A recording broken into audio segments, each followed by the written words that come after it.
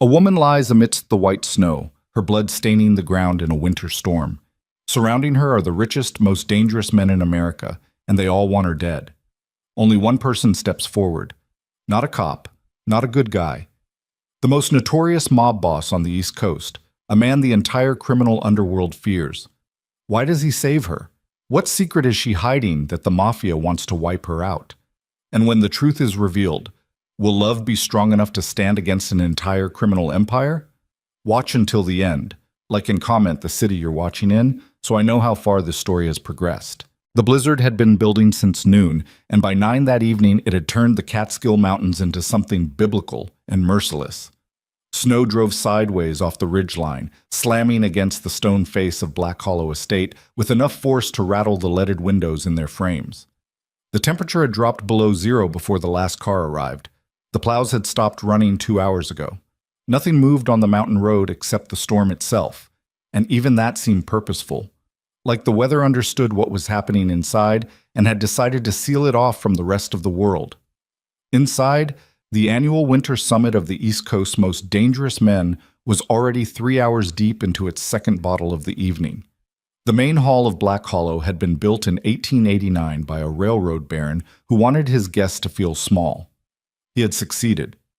40-foot ceilings vaulted overhead, hung with iron chandeliers that threw amber light across faces that had ordered murders the way other men ordered dinner. Persian rugs ran the length of the hall. Mahogany paneling absorbed the sound of conversations that could not legally exist. Violinists played near the east windows. 3 young men who had learned quickly not to make eye contact with the guests, not to listen, and above all not to remember. 12 families were represented, 41 men in total, counting security. And at the head of the room, standing slightly apart from the rest as he always did, was Lucien Devereaux. He held a glass of scotch he hadn't touched in 20 minutes. He was watching the room the way a chess player watches a board. Not moving, not speaking, calculating 4 moves ahead while everyone else celebrated the present. He was 38 years old and looked it in all the wrong ways. There were lines at the corners of his eyes that hadn't come from laughter. His dark hair was shot through with gray at the temples that he had never bothered to address because vanity had always struck him as a liability. He wore a black suit that cost more than most people's cars and wore it like a man who didn't notice what he was dressed in. His face was the kind of face that made people instinctively step back when they first saw it, not because it was ugly, but because something in the structure of it, the stillness of it, communicated danger at a frequency that bypassed rational thought. People who worked for Lucien Devereaux described him in consistent terms. Precise. Efficient. Without mercy, when mercy was a strategic disadvantage. In 15 years, he had consolidated more power along the eastern seaboard than any single operator since the commission collapsed. He had never been indicted, never been photographed doing anything criminal, never left fingerprints on anything that mattered. The underworld called him the Devil of Black Hollow. He preferred not to be called anything at all. A man named Caruso was telling a story near the fireplace, laughing too loudly, his thick hands gesturing expansively. And 2 of his lieutenants were laughing along with the practiced enthusiasm of men whose continued employment depended on finding the boss funny. Lucien observed this without expression. Caruso ran the waterfront operations out of Jersey and was 3 months behind on the arrangement they had discussed in October. Lucien had not forgotten this. He had simply decided the summit was not the right venue for that particular conversation. The right venue would come later. It always did. Marco Aldano appeared at Lucien's shoulder. His head of security, a compact, quiet man from the Bronx who had been with him for 11 years and had earned the rare distinction of being someone Lucien actually listened to.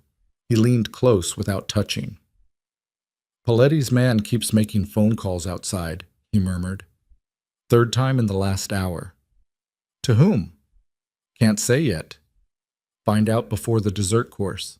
Marco nodded and withdrew without a sound. Lucien sipped his scotch. He looked toward the windows, where the storm had plastered sheets of snow against the glass thick enough to turn the panes white. He had hosted this summit for 9 years. Black Hollow was the only venue where the families felt genuinely safe, partly because of its isolation, partly because of the security infrastructure Lucien had spent $4 million installing beneath its floors and inside its walls, but mostly because everyone understood that Black Hollow was Lucien's house, and what happened inside Black Hollow happened on Lucien's terms. That was the unspoken agreement. That was why the scream from the servants' corridor froze the room like a blade dropped on marble. It wasn't loud. That was the thing that made it cut through the music and the conversation. It was the kind of scream that had been partially swallowed, like someone had started it and then stopped themselves, like the act of screaming was itself dangerous. It lasted less than 2 seconds. Then nothing.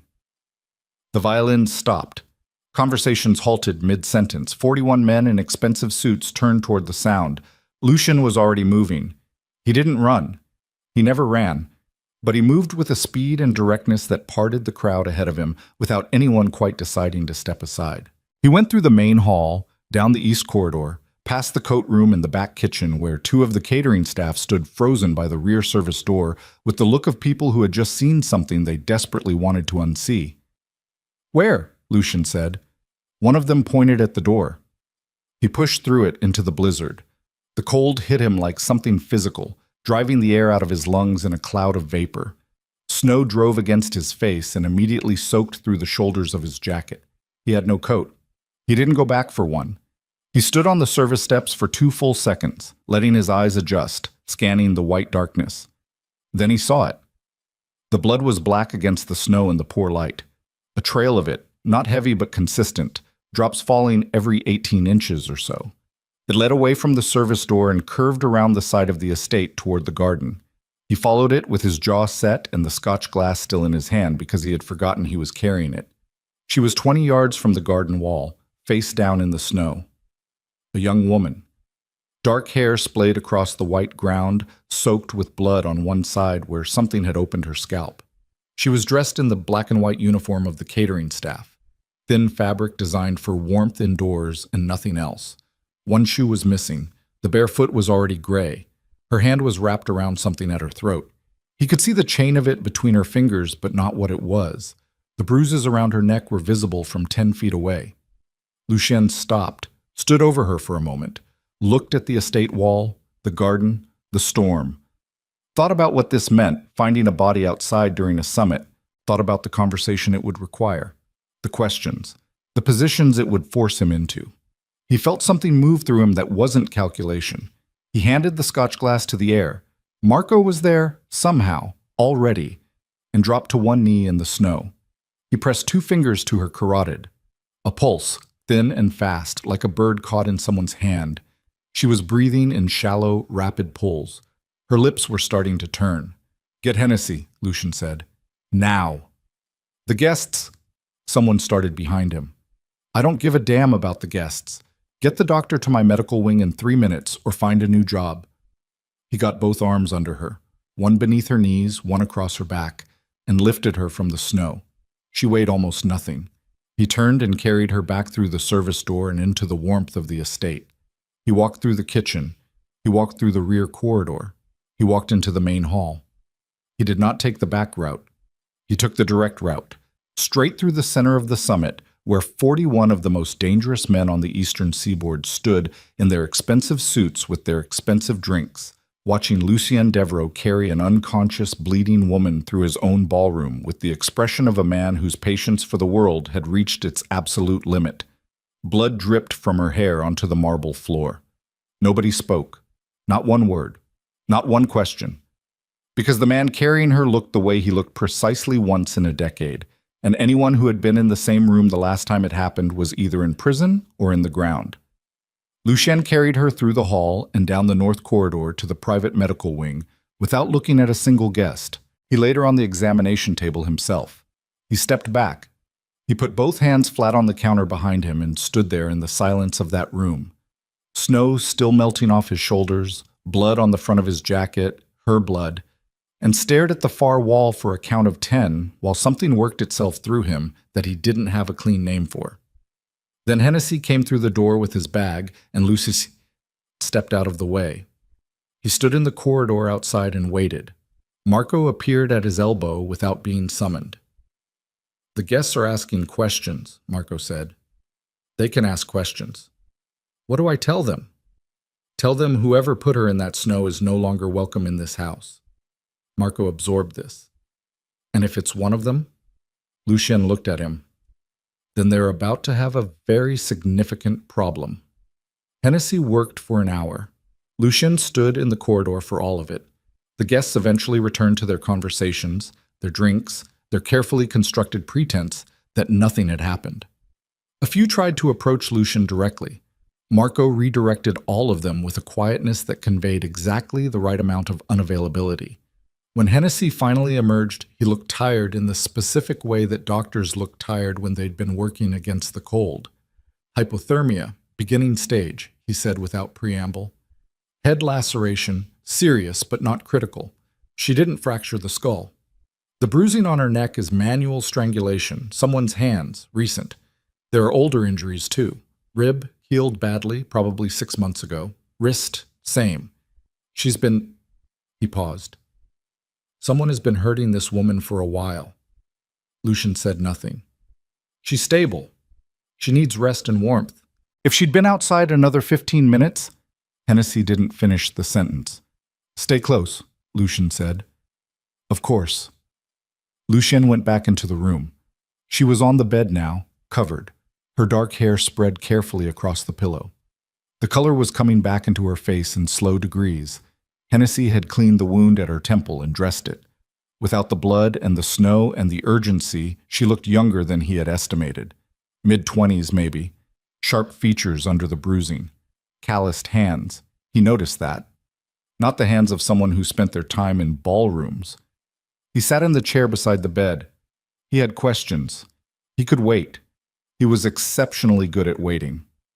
She woke at 2 in the morning, disoriented and thrashing. He spoke before she could scream. You're indeed. You're warm. Nobody is going to hurt you in this room. She went still. Her eyes found him across the dim light, dark eyes, wide, reading the room the way someone read a room when they'd spent years in rooms that turned dangerous without warning. She assessed the exits. He watched her do it. She checked the window, the door, the distance between herself and the nightstand, all of it in under 3 seconds. That was not the behavior of a frightened maid. Who are you? She said. Her voice was rough from the cold and the strangulation both. My name is Lucien Devereaux. This is my house. He paused. You were found outside in the snow. Something shifted in her expression. Not relief. The opposite of relief. She made a movement toward the edge of the bed. I need to leave. You had hypothermia 3 hours ago. You're not leaving. You don't understand. She swung her legs over the side of the bed and stood, and immediately the room tilted. He could see it in her face, the color leaving, and he was up and had her by the arm before she hit the floor, lowering her back to the bed with a control he usually reserved for entirely different kinds of situations. Easy, he said. Her whole body was shaking, not from cold. The room was warm. Something else. I can't be here, she said, voice cracking. If they find me here. Who? He said. She closed her mouth, looked at him, said nothing. That silence told him more than anything she could have said. In the days that followed, she gave her name as Seraphina Vale. She ate little and spoke less. She flinched at sounds that other people didn't register. A door closing too fast. Raised voices 2 rooms away, footsteps in the corridor. She slept in fragments, never longer than 2 hours at a stretch, and when she slept facing the door. Lucien had seen men come back from war who slept the same way. He gave her space. He had his staff provide food and clothing and anything else she needed. He didn't press her for information, even though the need for it was growing by the hour, because someone in his house had put a woman in the snow during his summit, and that was the kind of thing that required a thorough accounting. But Lucien knew how to read people. And what he read in Seraphina Vale, in the military efficiency of her instincts, the way she positioned herself in rooms, the 3-second exit assessment every time a door opened, the scars on her wrists that she kept covered but that Hennessy had noted in his report. What he read was not the profile of a temporary catering employee. He ran a quiet search through channels he trusted. The fingerprint result came back 48 hours later. Lucien sat at his desk in the north study and read the file twice. Seraphina Vale did not exist. The fingerprints matched a cold case in Interpol's database, a missing persons file that had been active for 10 years without resolution. The name attached to the prints was Evelyn Marrow, 24 years old. Last confirmed location, Zurich, Switzerland. 14 months ago. Her father was Adrian Marrow. Lucian knew that name. Everyone in the room at his summit knew that name. Adrian Marrow had been the chief accountant for the Romano Syndicate for 11 years. He was the kind of man who knew where every dollar moved, which meant he knew where every body was buried in the financial sense of the phrase, and occasionally in the literal one. He had vanished 10 years ago under circumstances the Romano family had always described as a tragic accident involving a vehicle and a river. A story that became considerably less credible when it emerged that Adrian Marrow had spent the months before his disappearance quietly photographing documents, copying files, and constructing what investigators later described as the most comprehensive financial record of organized criminal activity ever assembled on the eastern seaboard. The files were never recovered. His daughter was never found. Until a woman with her fingerprints had been found bleeding in the snow outside Black Hollow Estate during a summit attended by representatives of every major criminal organization that had ever paid Romano for protection. Lucien closed the file.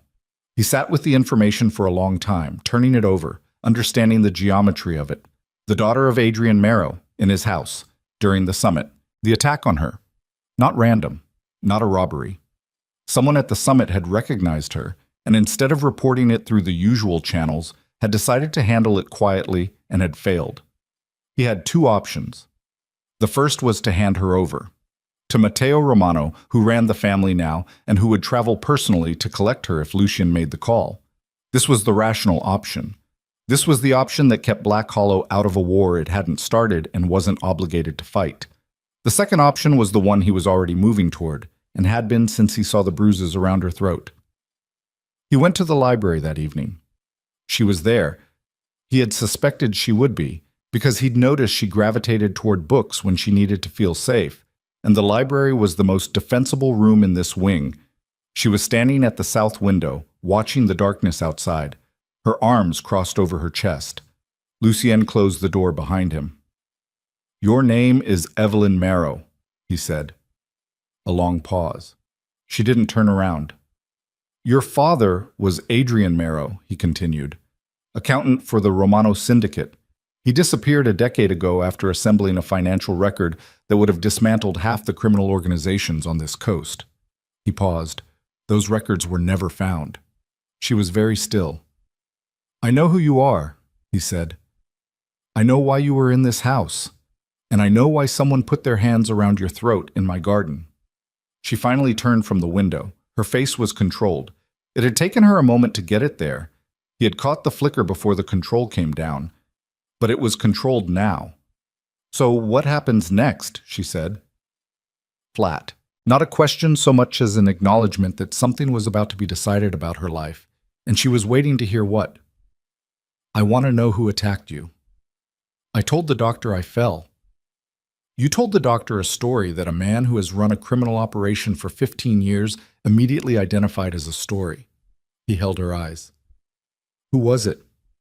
She studied him for a long moment, looking for the angle, looking for what he wanted from her that was the real reason he was in this room. He waited, because he understood the calculation she was running, and he understood that he was not going to be able to shortcut it. "One of Romano's men," she finally said. "I recognized him from when I was 14 before my father ran. He recognized me too. I don't know his name." "But they know you're here." "They knew I was here the moment he recognized me." She paused. "Which means Matteo Romano already knows." "Yes," Lucien said. "He does." Another silence. "If you're going to call him," she said carefully, "I'd rather you just tell me now." He looked at her for a long moment, at the bruises fading at her throat, at the controlled face and the uncrossed, uncrossable posture and the eyes that had learned somewhere along a decade of running to read the room for threats and read it fast. He had made a decision before he walked into this room. He had simply been confirming it. "I'm not calling anyone," he said. She absorbed this. "I'm going to ask you one more question," he said, "and I need the truth." She waited. "The records your father compiled, the ledger, where is it?" The silence that followed was longer than the others. Outside the library windows, wind drove snow against the glass in slow rhythmic bursts, like something knocking for admission. "Somewhere only I can access it," she said finally. Lucien nodded once. That was enough for now. "Then you need to stay alive," he said, and turned for the door. "Why are you doing this?" Her voice came from directly behind him. She had crossed the room quickly and quietly in a way that most people couldn't have managed. He had heard her anyway. He always heard. He paused with his hand on the doorframe. "Somebody hurt a woman in my house," he said without turning around. "During my summit. Under my roof." He paused. "That's not something I can leave unaddressed." He left the room. He went directly to the dining hall where the remnants of the summit were concluding a post-dinner conversation that had been going on for 2 hours. And he stood at the head of the table and waited until every man in the room was looking at him. The room fell quiet with a speed that was almost comical, like someone had turned off a switch. Lucien looked around the table. "The woman who was found in the garden 2 nights ago," he said, "is under my protection." A beat of silence. Then Corrado Pauletti, who was 62 and had been running numbers since before Lucien was born, and who had apparently decided that his age gave him license to speak first, leaned forward. "Lucien, she's Marrow's daughter. You understand what that means. The ledger—" "If you say another word," Lucien said quietly, "I'll take it as a personal insult." Pauletti stopped. "She is under my protection," Lucien repeated. "That means she is a matter of this house, not a matter of Romano. Not a matter of anyone in this room." He looked around the table slowly, making eye contact with each man in the deliberate, unhurried way that made people feel they were being measured. "Anyone who has a problem with that can take it up with me directly." He said it in a tone that made taking it up with him directly sound like a genuinely terrible idea. Nobody moved. Then Salvatore Renna, who ran the Rhode Island operation and who had never been good at reading rooms, started to say something about the liability this created for everyone present, about the Romano family's established claim, about the necessity of— The sound was very loud in the confined space. Renna's glass of water tipped sideways and fell off the table. Everyone looked at Renna. Renna was slumped sideways in his chair, the expression on his face not quite anything anymore, a dark stain spreading through the collar of his shirt. The room was completely silent for 1 full second. Then Lucien set the gun on the table in front of him as calmly as a man setting down a pen. He looked around the room. "Any other objections?" he said. No one spoke. The summit ended an hour later. Cars filed down the mountain road into the storm. No one said goodbye to the host. No one looked back at Black Hollow Estate as the darkness absorbed the procession of vehicles one by one. Lucien stood at the window of the main hall and watched them go. Marco was beside him. "Romano is going to call by morning," he said. "I know." "And when he does?" Lucien watched the last taillights disappear into the storm. "Tell him I'm unavailable," he said quietly, "and that I send my regards." Behind them, somewhere in the north wing, a door closed gently. The woman who had been found in the snow was still breathing, still alive, still here. And the man who had made that decision stood at the window and watched the blizzard consume the mountain and said nothing more. But in the morning, the first of Lucien's warehouses in Brooklyn was burning. And by the time the smoke reached the Catskills, 3 more were already gone. The first call came at 6:43 in the morning. Lucien was already awake. He had been awake since 4, sitting in the north study with the lights off and a cup of coffee gone cold on the desk beside him, reading the damage reports as they came in from Brooklyn. The warehouse on Fenwick Street had gone first. A clean burn, accelerant-based, professional. Then the loading facility on the waterfront. Then the cold storage unit his operation used for product that didn't exist on any official manifest. 3 buildings in 5 hours. No casualties, which meant it wasn't meant to be a massacre. It was meant to be a message. The message was received.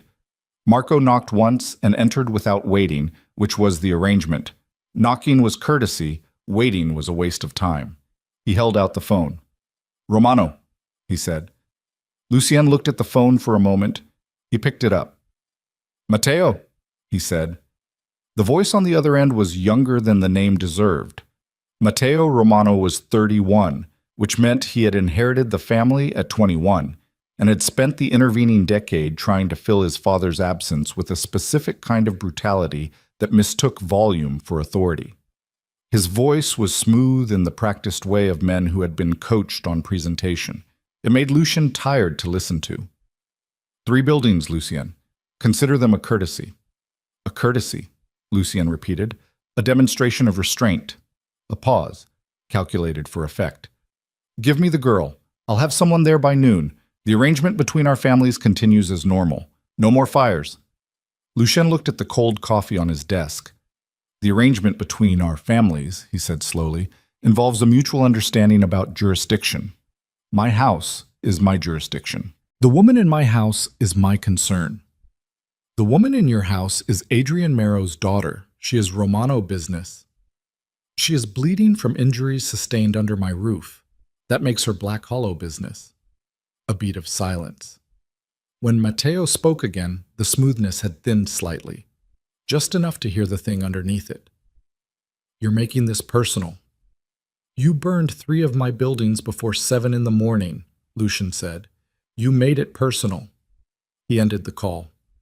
Marco was still standing in the doorway, watching him with the expression of a man who had served under Lucien long enough to understand exactly what the expression on Lucien's face meant, and had enough professional self-preservation instinct to keep his own face carefully neutral.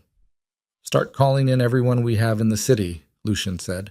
I want security doubled at every operation. Warehouses, ports, the restaurants, everything.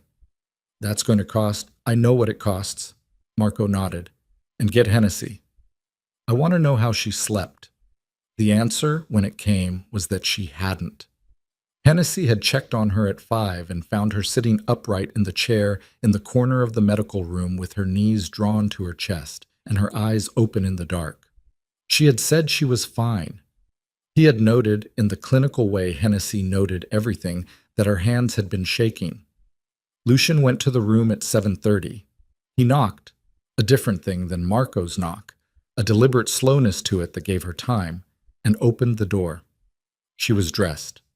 That was the first thing he noticed. She had found the clothing his staff had left for her and was wearing dark trousers and a gray sweater, and she was standing at the window with her arms crossed and her back to the door in a posture that could have been stubbornness or could have been the physical attitude of a person who had spent 10 years making sure they always knew where the exits were. You should have slept, he said. I was told by a man who shoots people at dinner parties that I should relax and rest.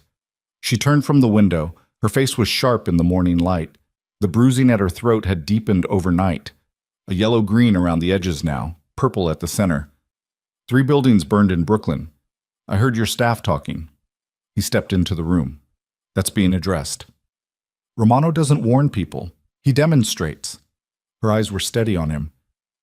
Those fires were the opening, not the point. I know.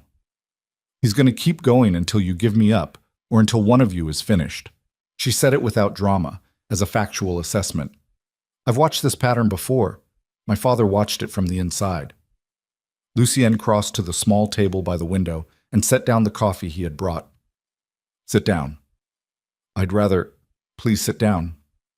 Something in the way he said it, not a command, not quite, made her unfold slightly.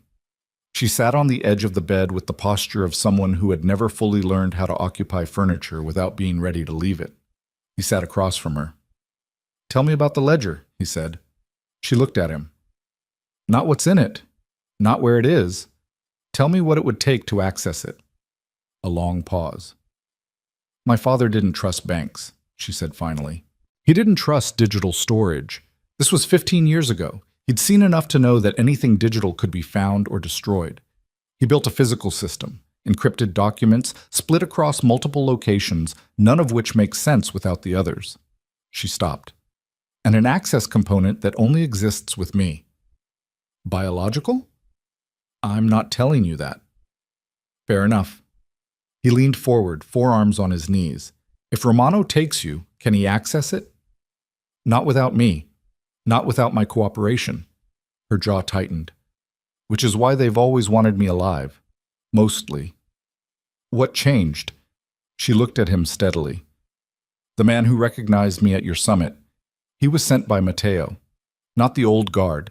Matteo runs differently than his father. He's decided that if he can't have the ledger, destroying it is the next best outcome. Lucien absorbed this. So the attack in the garden wasn't an attempt to capture you. It was an attempt to finish me. Her voice was flat. Which means someone told Matteo the ledger's locations are also in my head. And if that's the intelligence he has, he'd rather burn the information than let anyone else get to it first. Silence held the room for a moment. Outside, wind moved through the bare trees below the window, and Lucien could hear the sound of it, that specific hollow sound that large estates made in winter when they were working to keep the cold out. Who told him that? Lucien said. I don't know. Think harder. Her eyes sharpened. I said I don't know. You've been running for 10 years. You didn't do that by not being careful about who you trusted. He held her gaze. Someone gave Romano updated intelligence about what's in your head. That information came from somewhere recent. Who have you been in contact with in the last 6 months? The stillness that came over her was different from her usual control. This was the stillness of someone who had just run a calculation and arrived at an answer they didn't want. She didn't say anything. Evelyn, he said, don't call me that. Fast. Reflex. That's your name. That name is a target. She stood up abruptly, put her back to him, moved to the window again. Her arms went back across her chest. He could see the muscles at the back of her jaw working. He waited. There was a man in Prague, she said finally. Her voice was lower now. 8 months ago. He said he was a journalist, said he was investigating Romano for a European publication. He knew enough of the right details that She stopped. I talked to him, twice. I didn't tell him where the ledger was.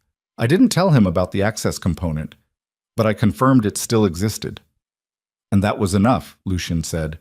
She pressed her forehead against the cold glass of the window. That was enough, she said. The day moved forward in the grinding way that days moved when the situation was bad and getting worse, and the only available activity was preparation.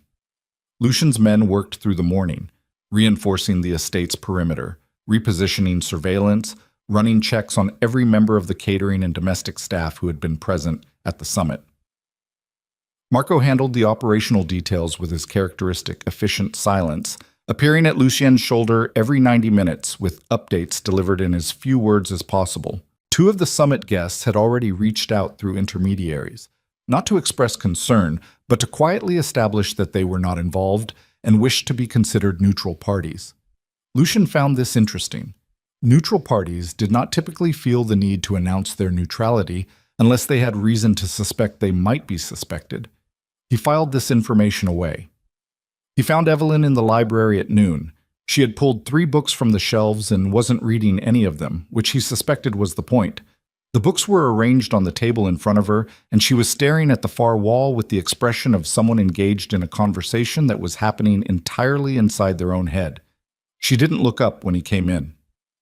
I need you to be straight with me about something, he said. She looked up. The night you were found. You came through the service entrance. He sat across from her. You weren't assigned to this estate. The catering company has no record of a Serafina veil on their roster for this event.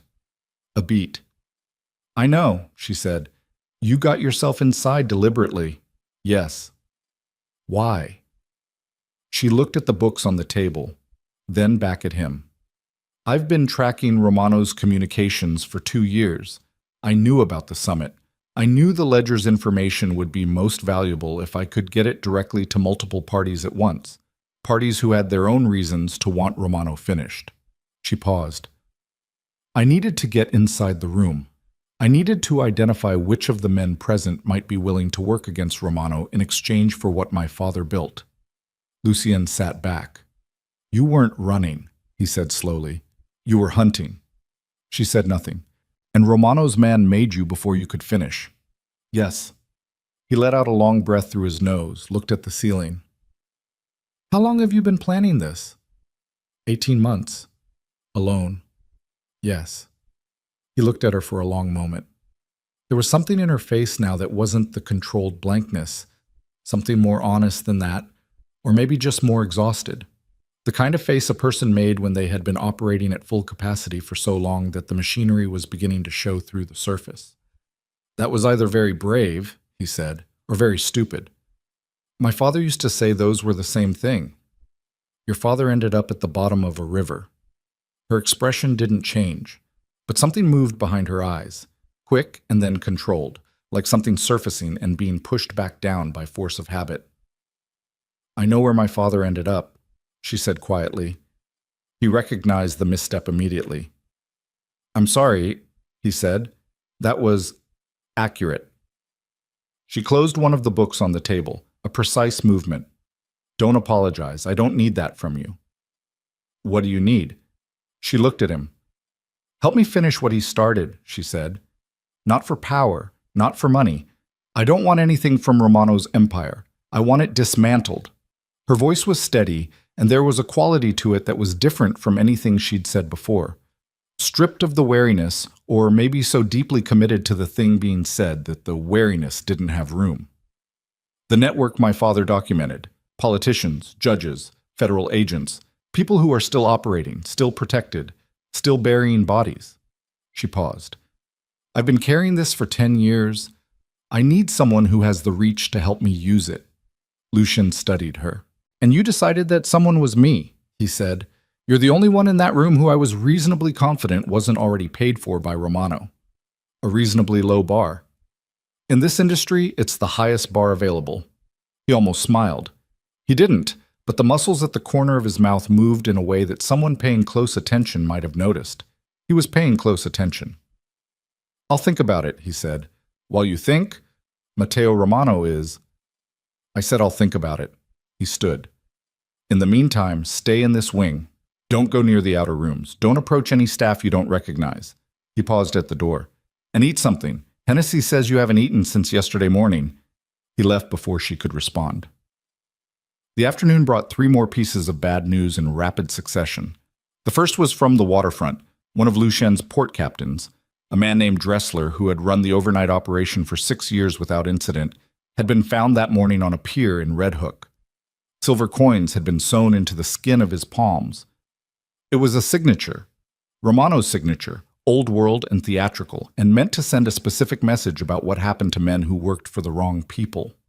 The second was from the city, a federal contact of Lucian's, a deputy marshal who had been on the informal payroll for 4 years, called through a clean line to say that there was unusual activity at the federal level, that someone had filed an emergency request to examine the Marrow case files that had been sealed since the original disappearance investigation. Someone was trying to locate the ledger through official channels. The third came from Marco at 6 in the evening, delivered in person, face-to-face, in the private study with the door closed. Dominic Hale, Marco said. Lucian looked up. Dominic Hale was Lucian's longest-serving underboss. 44 years old, 14 years in the organization, the last 7 in a position of substantial operational trust. He ran the financial architecture of Black Hollow's legitimate holdings, the development companies, the investment vehicles, the network of entities that transformed the organization's income into spreadsheets a tax attorney could review without losing color in his face. What about him? Lucian said. He made a call last night, after the summit guests left. Marco set a transcript on the desk. Encrypted line, but we broke it this morning. He called a number registered to a shell company in the Caymans. That company is 3 layers away from a Romano holding. The study was very quiet. Lucian looked at the transcript, read it again. In the call, Dominic Hale had confirmed that Lucien had the girl, had confirmed she was still alive, had mentioned, in clipped professional language that suggested the call was not the first of its kind, that Lucian appeared to have made a personal decision about her protection and that this decision could potentially be leveraged. 14 years. Lucian set the transcript down on the desk very carefully. Where is he now? He said. Downstairs, in the East office. He's been doing the quarterly accounts all afternoon. He doesn't know we have the transcript. Lucien nodded. He did not move for a long moment. He was thinking about 14 years. He was thinking about the particular mathematics of betrayal, how long it took to build the kind of trust that made a man useful, and how thoroughly a single phone call could incinerate it. He was thinking about the fact that Dominic Hale had access to the financial architecture of every legitimate holding Lucien controlled, and that if Romano had him, Romano had a map.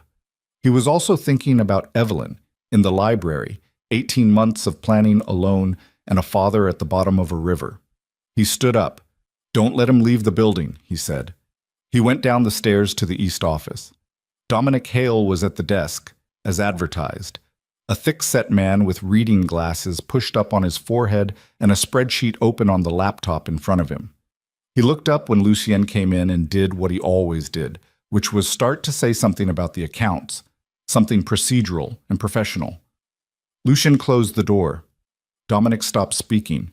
He looked at Lucien's face, and Lucien watched it happen. The moment the calculation ran and arrived at its answer, the fractional second when Dominic Hale understood that the thing he had been careful about, the thing he had thought he had managed with sufficient precision, had not been managed at all. The reading glasses slipped down from his forehead. "Lucien." "How long?" Lucien said. Silence. "How long, Dominic?" The man at the desk had the grace, at least, not to deny it. That was something.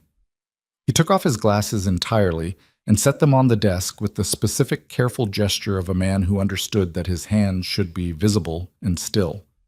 8 months, he said. "What did you give them?" "Nothing operational. I swear to you. Nothing that put anyone in direct. What did you give them?" Dominic's jaw worked. "Financial projections, entity structures, nothing they could act on, nothing that—" "You told them she was here," Lucien said. "Last night." The man's mouth closed. "You told them I'd made a personal decision." Lucien's voice was very even. The evenness was the worst part of it. Dominic had heard Lucien raise his voice perhaps twice in 14 years, and what he understood about his employer's psychology was that the raised voice was never the thing to fear. "You used the word leveraged." "I thought—" Dominic stopped. "I was trying to—" "You were trying to protect your position," Lucien said. "You made an arrangement with Romano to protect yourself from what comes next. What you didn't think through is what comes next when I find out." The room was very quiet. Dominic Hale looked at the man standing in his doorway and understood, in the way that men in his position eventually came to understand these things, that the protection he had sought had not protected him at all, and that the thing he had most needed to consider was not the threat he was trying to avoid, but the one he was sitting across from. "Lucien," he said, "I have a family." Lucien looked at him for a long moment. "I know you do," he said. He stepped back into the corridor and called Marco. "The East office," he said quietly. "Handle it the way we discussed." He walked back upstairs. He stood at the window of the north study for a long time, watching darkness accumulate at the tree line, feeling the specific weight of a day that had gone from bad to worse to something that was no longer recoverable by ordinary means. 3 buildings in Brooklyn. A captain dead in Red Hook. A federal file request.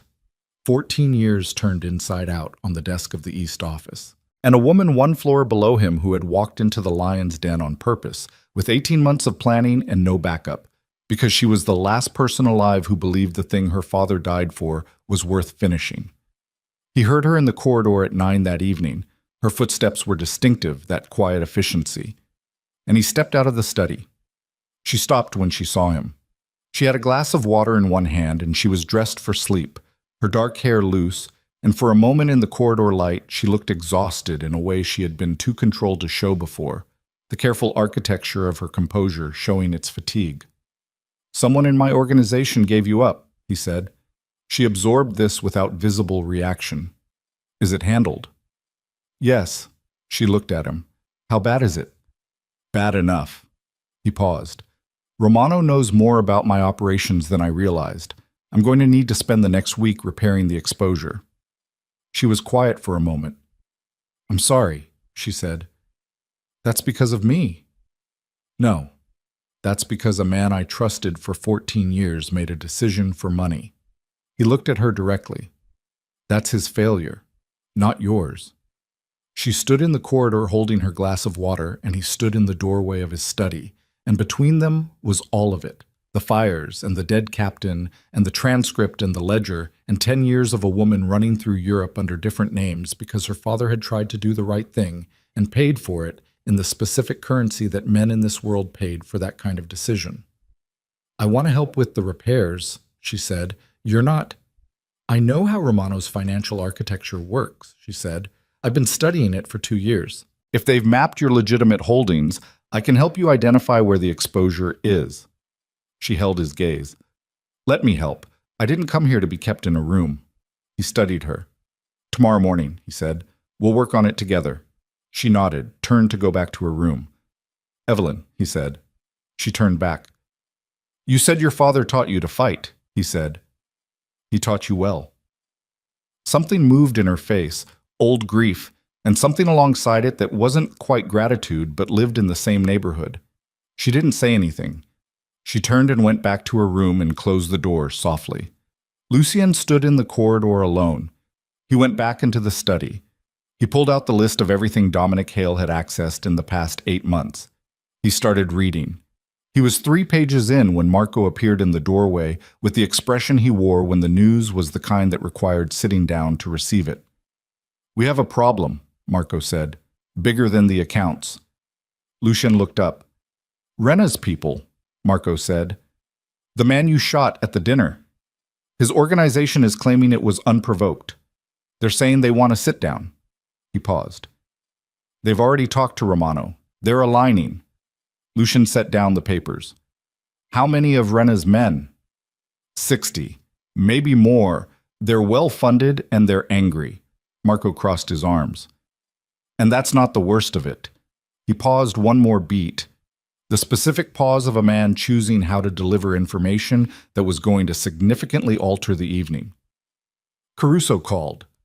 The 3 months he owes you? He's been funneling it to Romano instead. Has been since October. He says he's backing Matteo in whatever comes next. The study was very quiet. Lucien sat back in his chair. He did the arithmetic. Rena's 60 men aligned with Romano. Caruso's network and money, backing Matteo. The exposure in his own legitimate holdings courtesy of Dominic Hale's 8-month arrangement. The dead captain, the federal file request, the fires in Brooklyn. And one woman, sleeping down the hall, carrying the only weapon that could end all of it, if she trusted him enough to use it, and if they survived long enough to do so.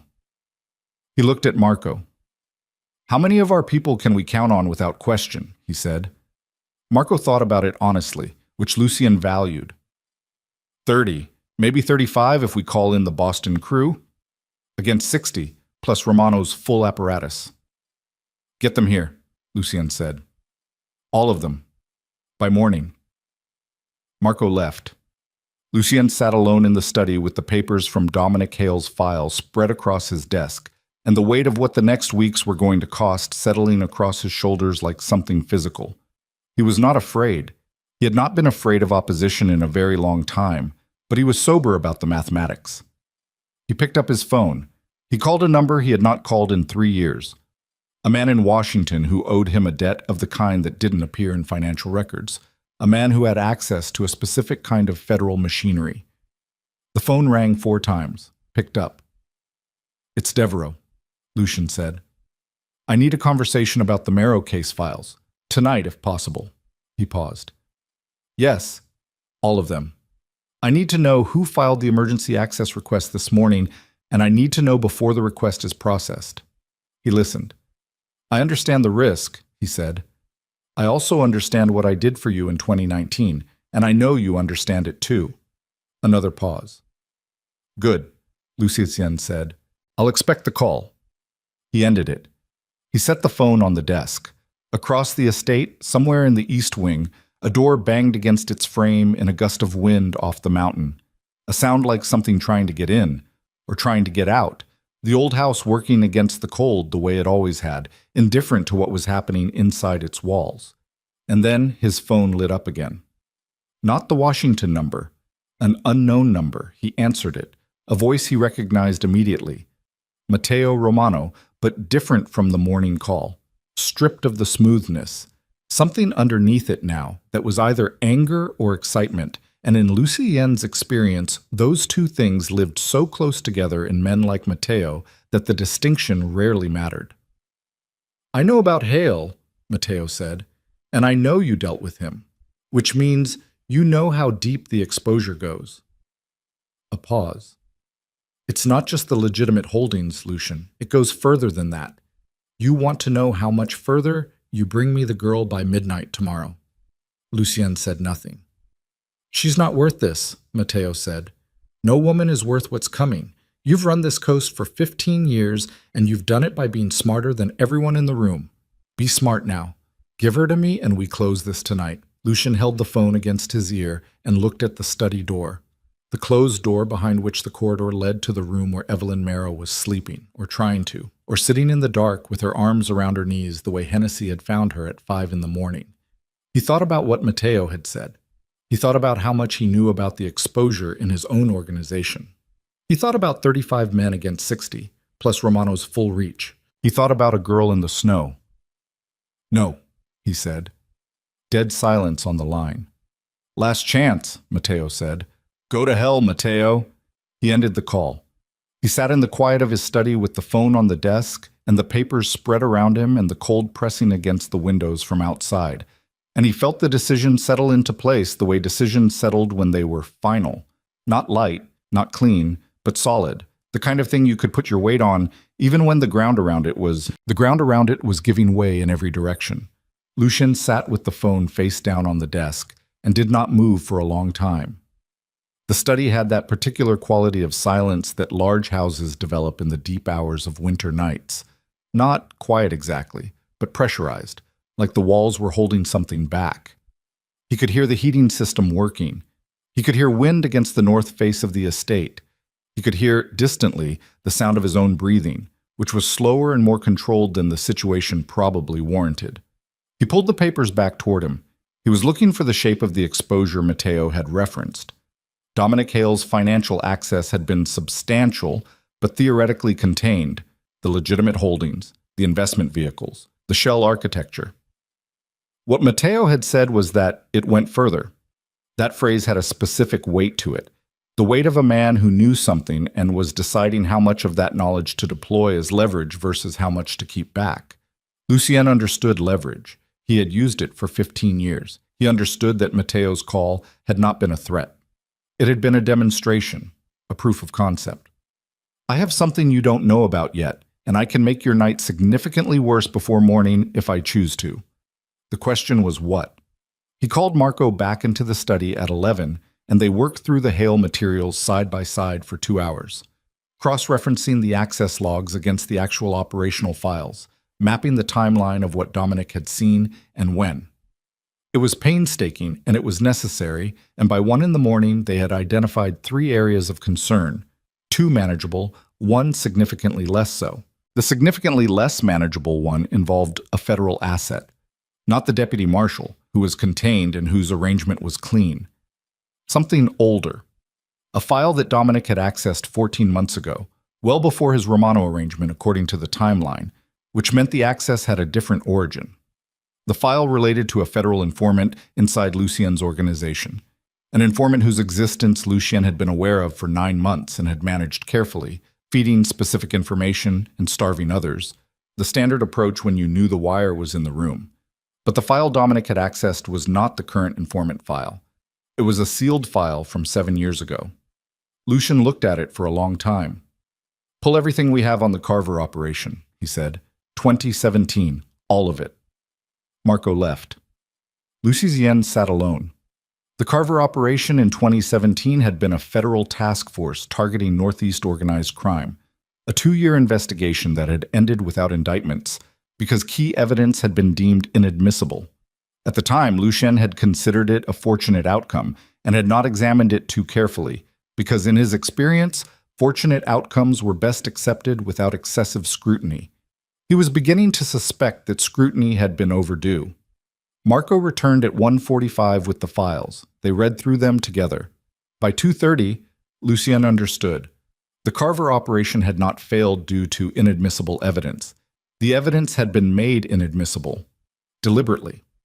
Through a specific legal intervention by a federal judge who had, according to the documents now on Lucian's desk, received 2 wire transfers totaling $800,000 in the 6 months prior to the evidentiary ruling. The transfers originated from a Romano holding, but the account that coordinated the transfers, the account that had managed the communication between Romano's money and the judge's offshore vehicle, had been managed by a specific financial architect operating under a corporate identity that Lucian now recognized.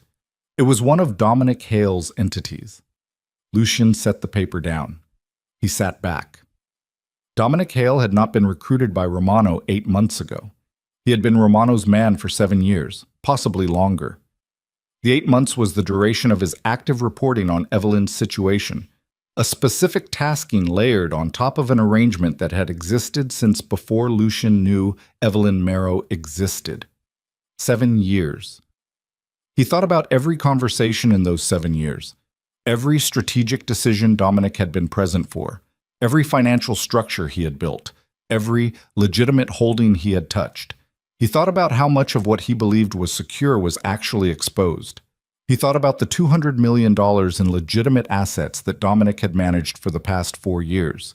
He picked up his phone and called the forensic accountant he kept on retainer in Boston, a woman named Price, who answered at any hour and who charged accordingly, and who had never once asked him a question that wasn't directly relevant to the numbers. "I need a full audit of the Devereaux Holdings portfolio," he said. "Every entity Dominic Hale touched. I need it started tonight, and I need preliminary findings by morning." He told her what he suspected. There was a pause on her end that lasted longer than her pauses usually did. "If that's accurate," she said carefully, "we're not talking about exposure. We're talking about structural compromise." "I know," he said. "Lucien, if he's been moving money for Romano through your legitimate entities for 7 years, the federal exposure alone. I know, Price. Start the audit." He ended the call. He stood up, moved to the window, pressed one hand flat against the cold glass and looked out at the darkness of the mountain and the snow that was falling again, lighter than before. A soft, steady fall that was somehow worse than the blizzard had been, because it was quiet and relentless and it covered everything. He had built Black Hollow over 15 years. He had been meticulous. He had been careful in ways that most men in his position never bothered to be, because he understood that what separated the men who lasted from the men who didn't was not strength or ruthlessness. The industry produced both in abundance, but the capacity for patience and precision applied consistently over long periods of time. And for 7 years, a man he had given that trust to had been sitting inside his house, at his table, with access to his architecture, and had been a door left open. He stayed at the window until 3. Then he went to sleep for 3 hours, because he had learned long ago that sleep-deprived decision-making was more dangerous than any external threat. He was awake again at 6. Evelyn was in the kitchen when he came down. She had found the coffee and made a full pot and was standing at the counter with both hands wrapped around a mug, looking at the window above the sink where the morning was coming in gray and cold. She looked up when he entered, read his face. "Bad night," she said. It wasn't a question. Educational. He poured himself coffee, stood on the other side of the kitchen island. "I need to ask you something, and I need you to answer me straight." She set her mug down. "When your father built the ledger," he said, "the financial documentation, the corruption network, was there material in it that implicated federal judges?" Something shifted in her expression. "Yes." "How many?" "3 that I know of. Possibly more. I haven't been through all of it. There were files I haven't been able to access yet because some of the physical components are in locations I haven't been able to reach safely." She paused. "Why?" "Because I think Romano has been using a federal judge to manage his legal exposure for at least 7 years, and I think that judge may be in your father's files." He set his coffee down. "Which means if we move against Romano using that material, we need to know who on the federal bench is compromised before we start. Otherwise, we hand the evidence to the wrong people and it disappears." She absorbed this without moving. "You're saying we need to read the ledger before we use it." "I'm saying we need to identify which parts of it are immediately actionable and which parts are traps." She looked at him for a long moment. I can access the first component, the one I have with me. She paused. But the other components, two of them are in deposit boxes in different cities. I'd need to travel. Not yet, he said. Not until we understand the full picture here. She picked up her mug again, drank, set it down. The judge's name, she said. In my father's files. I've seen reference to a federal judge in the financial routing records. I don't remember the name, but I remember the amounts. 800,000 over 6 months. She paused. Sound familiar? He looked at her. 2017, she said, Bob. The Carver Task Force. He was quiet for a moment. You knew about that. I've been reading Romano's financial patterns for 2 years. That routing sequence was in 3 separate transaction records I accessed. She met his eyes. I didn't know it connected to you specifically. I knew it was someone Romano had protected. I didn't know who. He nodded, slowly. The judge's name, he said. If it's in your access component, I'll find it. She straightened up. Give me 2 hours. She worked in the library while Lucien managed the morning's operational fallout. Price called at 8 with preliminary audit findings that confirmed his worst assessment. Marco reported that the Boston crew was en route and would arrive by afternoon, and a contact at the waterfront confirmed that Romano's people had been asking questions at the port about Lucien's shipping arrangements with a specificity that suggested they had a detailed map. Hale's map. 7 years of it. At 10, Marco appeared in the study doorway with an expression that Lucien had learned to read over 11 years of working together. It was the expression Marco wore when the news was the kind that required him to choose his words with particular care. What? Lucien said. The Washington contact called back, Marco said, about the Marrow case file request. Who filed it? Marco looked at him steadily. The request came from inside the DOJ Organized Crime Division. He paused. Filed under a sealed warrant. The name on the warrant is Agent Curtis Vane. The name landed in the room without immediate weight.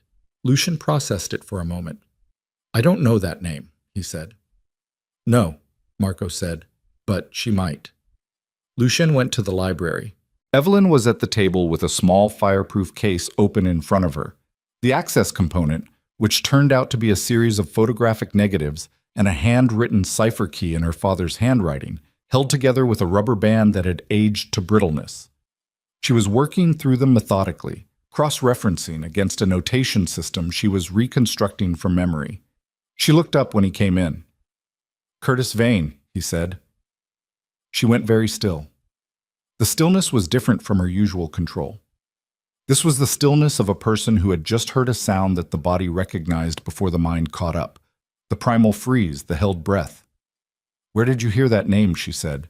DOJ filed an emergency access request on your father's case files this morning. It was filed under a sealed warrant by an agent named Curtis Vane. He watched her face. Who is he? She set down the photograph she was holding. She set it down with the careful precision of someone managing the distance between their hands and a hard surface very deliberately, because if they didn't manage it deliberately, the thing in their hands was going to hit the table harder than intended. He's the reason my father is dead, she said. The library was quiet. Explain, Lucien said. She pressed both hands flat on the table, looked at them, then looked up. Curtis Vane was the FBI handler assigned to my father when he started copying the Romano files. My father didn't go to the FBI voluntarily. Vane recruited him, spent 8 months building a relationship with him, convinced him that the Bureau could protect him, protect us, protect the evidence. Her voice was flat and controlled, and the flatness was doing a lot of work. When Romano found out my father was talking, Vane was the only person outside our family who knew where we were living, the only person who knew my father's timeline for delivering the files. Lucien was very still. My father had a meet scheduled with Vane the night he disappeared, she said. He drove to that meet. He never drove back. She paused. I was 14. My mother had already died. A neighbor got me out of the apartment before Romano's men came for me. I had 40 minutes and a backpack. She looked at the cipher key in her father's handwriting. Vane filed a report saying my father had gotten cold feet and run with the evidence. He closed the file as a defection, marked it inactive. He handed your father to Romano, Lucien said. He gave Romano the location and the timeline, and then he wrote a report that made sure no one looked too hard at what happened afterward. Her jaw tightened. I've known it for years. I couldn't prove it. The evidence is in the ledger. There are transaction records showing payments from a Romano account to a personal vehicle registered to a federal employee with Vane's badge number. My father documented everything. She paused. Including his own handler. Lucien absorbed the full geometry of it. Curtis Vane, FBI agent, on Romano's payroll for at minimum 10 years, currently filing federal warrant requests to access the Marrow files, the files that contain the documentation of his own corruption. He's trying to get to the evidence before you can use it, Lucien said. He's been trying for 10 years. She looked at him directly. And now he knows I'm alive and that I'm here, which means he knows the ledger is active, which means the warrant request isn't just about the files. Her voice dropped slightly. He needs me gone, Lucien. Not captured. Gone. Because as long as I'm alive, the transaction records that destroy him are accessible. Lucien turned away from her, moved to the window, stood there. He was revising his entire understanding of the situation's geometry. Romano was the visible threat. The fires, the dead captain, the 60 men aligned with Rena. But underneath Romano was something more dangerous because it wore a federal badge and had access to legal machinery and had been operating in the dark for 10 years without anyone looking directly at it. Vane had buried the Marrow case once. He had the institutional access to do it again. And if Vane and Romano were coordinating, if the federal access request was being run in parallel with Romano's operational pressure, then the threat to Evelyn was not just the men outside the gates. It was the architecture of the law itself, corrupted from the inside. He turned back. How close are you to reconstructing the cipher? He said. An hour, maybe 2. She paused. The judge's name will be in the first set of records, and Vane's payment documentation. Can you photograph the negatives and transmit the images securely? If you have a secure channel. I have a federal prosecutor in the Southern District, he said. Clean. Not connected to Romano or the Organized Crime Division. He works financial fraud. I've never used him for anything that touched organized crime, which means his name won't appear in anything Hale passed to Romano. He paused. If we can get him authenticated copies of the payment records tonight, he has the authority to file an emergency protective order that would freeze the warrant request and flag Vane's activities for internal review. She was quiet for a moment. That buys time. That buys time, he confirmed. It's not resolution, but it gets Vane off the immediate board. And Romano. Romano is a different problem. He looked at her. Finish the cipher. He left her to it. He found Marco in the corridor. I need everything we have on a federal agent named Curtis Vane, he said. FBI, Organized Crime Division, been active at least 10 years. Cross-reference him against any Romano-connected financial activity you can find through our banking contacts. Marco wrote the name. Time frame. Yesterday. He went back to the study, called Price, gave her Vane's name and asked her to run the badge number against the transaction records she was auditing from the Hale materials. Then he sat back. He thought about the prosecutor in the Southern District. He thought about the risk of using that channel. It was clean, but using it meant putting himself into a federal context, meant creating a record of contact that could be examined later. It was not a comfortable position, but the alternative was letting Vane process his warrant, access the sealed files, and engineer the disappearance of the evidence before it could be used. He picked up the phone. He was mid-dial when the first alarm went off. Not the perimeter alarm, the internal one. The motion sensors in the east wing. He was on his feet before the second alarm sounded. He went into the corridor with his weapon drawn and moved toward the east wing with the particular focused speed of a man who had cleared rooms before and knew how to do it without announcing himself. Behind him, he could hear Marco shouting orders to the security team, heard feet on the stairs, heard the specific organized chaos of a security response deploying. The east wing was empty. He cleared 3 rooms. The 4th room, the secondary server room where the estate's surveillance and communications infrastructure was housed, had its door standing open. He went in. The room was intact. Nothing broken, nothing visibly disturbed. But the primary communications terminal was lit up with a sequence he didn't recognize, and on the secondary monitor, the one that displayed active connection status, a data transfer was completing its final percentage. He got to the terminal in 3 strides. 53 gigabytes. Completed. External destination. He looked at the timestamp. The transfer had started 42 minutes ago, while he was in the kitchen, while he was in the library, while the estate was doing what it always did in the mornings, operating on routine. He looked at the user authentication on the transfer log. The credentials used were his own, his personal access codes. He stood in the server room with the completed transfer on the screen and the cold knowledge of it moving through him like something physical, like the cold outside had found a way in after all. Someone had used his personal credentials, someone who had access to them. He went through the list in his head. 3 people had access to his personal authentication codes. Marco, Price, and Dominic Hale, who had needed them 4 years ago for a specific financial filing and who Lucian had never revoked because revoking access required acknowledging the possibility that it would be needed. Hale was dealt with. Hale was no longer a factor, but Hale's access hadn't died with Hale. Because Hale had passed those credentials on, Lucian turned and walked back to the study and called the destination analysis on the transfer. Marco could run the IP trace in 20 minutes. He sat at his desk and waited and felt the shape of the morning rearranging itself around him into something he had not prepared for. Marco came back in 12 minutes. The transfer destination, he said. It routed through 3 proxy servers. We cracked the last hop. He paused. It went to a server registered to a security contractor based in Virginia. Another pause. The contractor's federal client list is public record. Their primary client is the FBI, Lucian said. The FBI, Marco confirmed. Vane had not just filed a warrant request. Vane had already been inside. While Lucian was reading audit files and drinking coffee and talking to Evelyn about cipher keys, someone using credentials that traced back to Dominic Hale's legacy access had pulled 53 gigabytes of Black Hollow's operational data and sent it to a federal server registered to Curtis Vane's division. Everything they had been working to protect. Everything they had been preparing to use, gone before they could deploy it. Lucien stood up. He walked to the library. Evelyn looked up when he came through the door.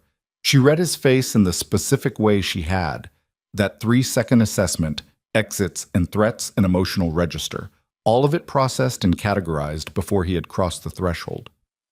What happened? She said. Vane already has everything, he said. He ran a data pull through legacy credentials 30 minutes ago, 53 gigabytes of our operational files, communications, financial records, personnel. Everything we were going to use to build the case is now sitting on a federal server that Vane controls. She stood up. The cipher key fell from the table. She didn't look at it. He has the ability to shape what gets reviewed, Lucien said. He can bury the payment records, he can bury his own name. He can take the Romano financial documentation and file it in a way that initiates an investigation. He paused. Of me. The full weight of it settled in the room between them. Vane didn't need to kill the evidence, he could weaponize it. Take the Romano financial records, which were thoroughly entangled with Lucian's legitimate holdings courtesy of 7 years of Dominic Hale, and present them to a grand jury in a way that made Lucian the primary subject of investigation rather than Romano. Use the corruption to bury the man who was trying to expose it.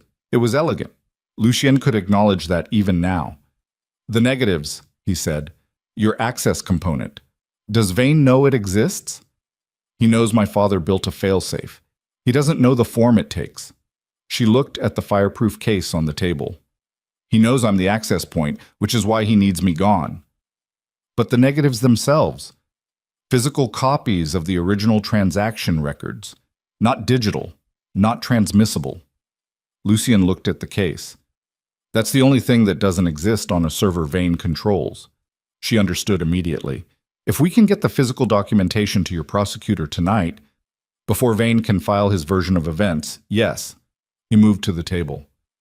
How much more do you need? I have the judge's name, she said. And I have the Vane payment records.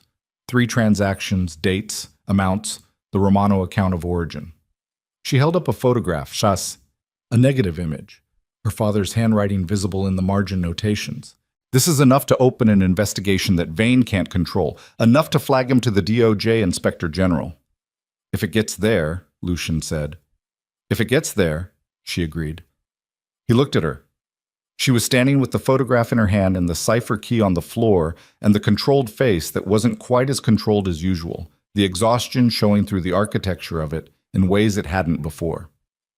I need to get you out of this estate, he said. Tonight. She looked at him without surprise. She had already been running the math. Romano's perimeter. We go before they tighten it. He checked his watch. I need 3 hours to set up a route and arrange the handoff with the prosecutor. He paused. Pack what you need to carry, nothing heavy. She nodded. Started to reach for the fireproof case. Evelyn, he said. She stopped.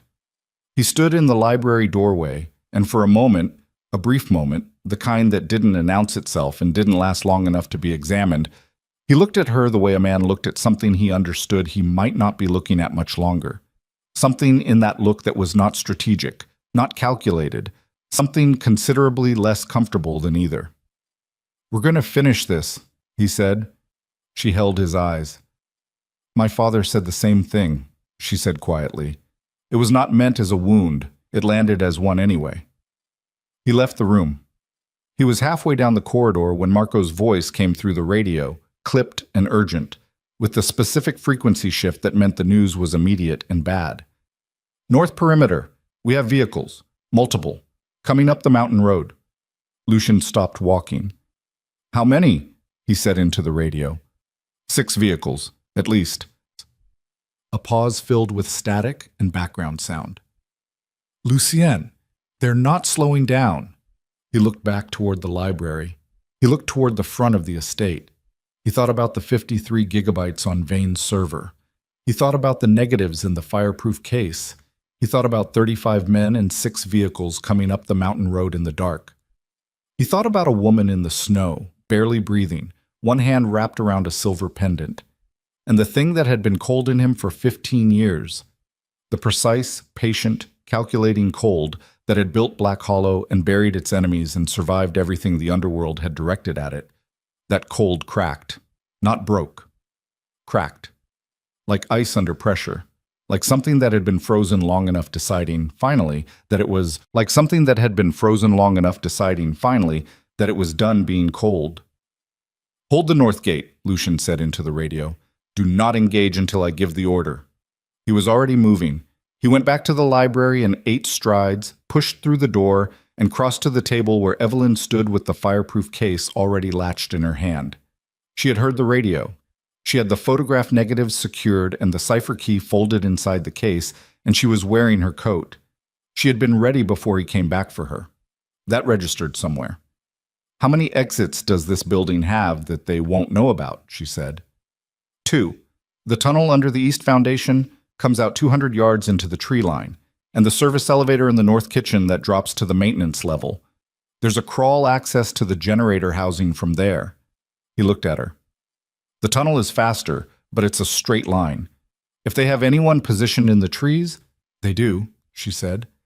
6 vehicles means they anticipated a perimeter run. They'll have the tree line covered. Generator housing, then.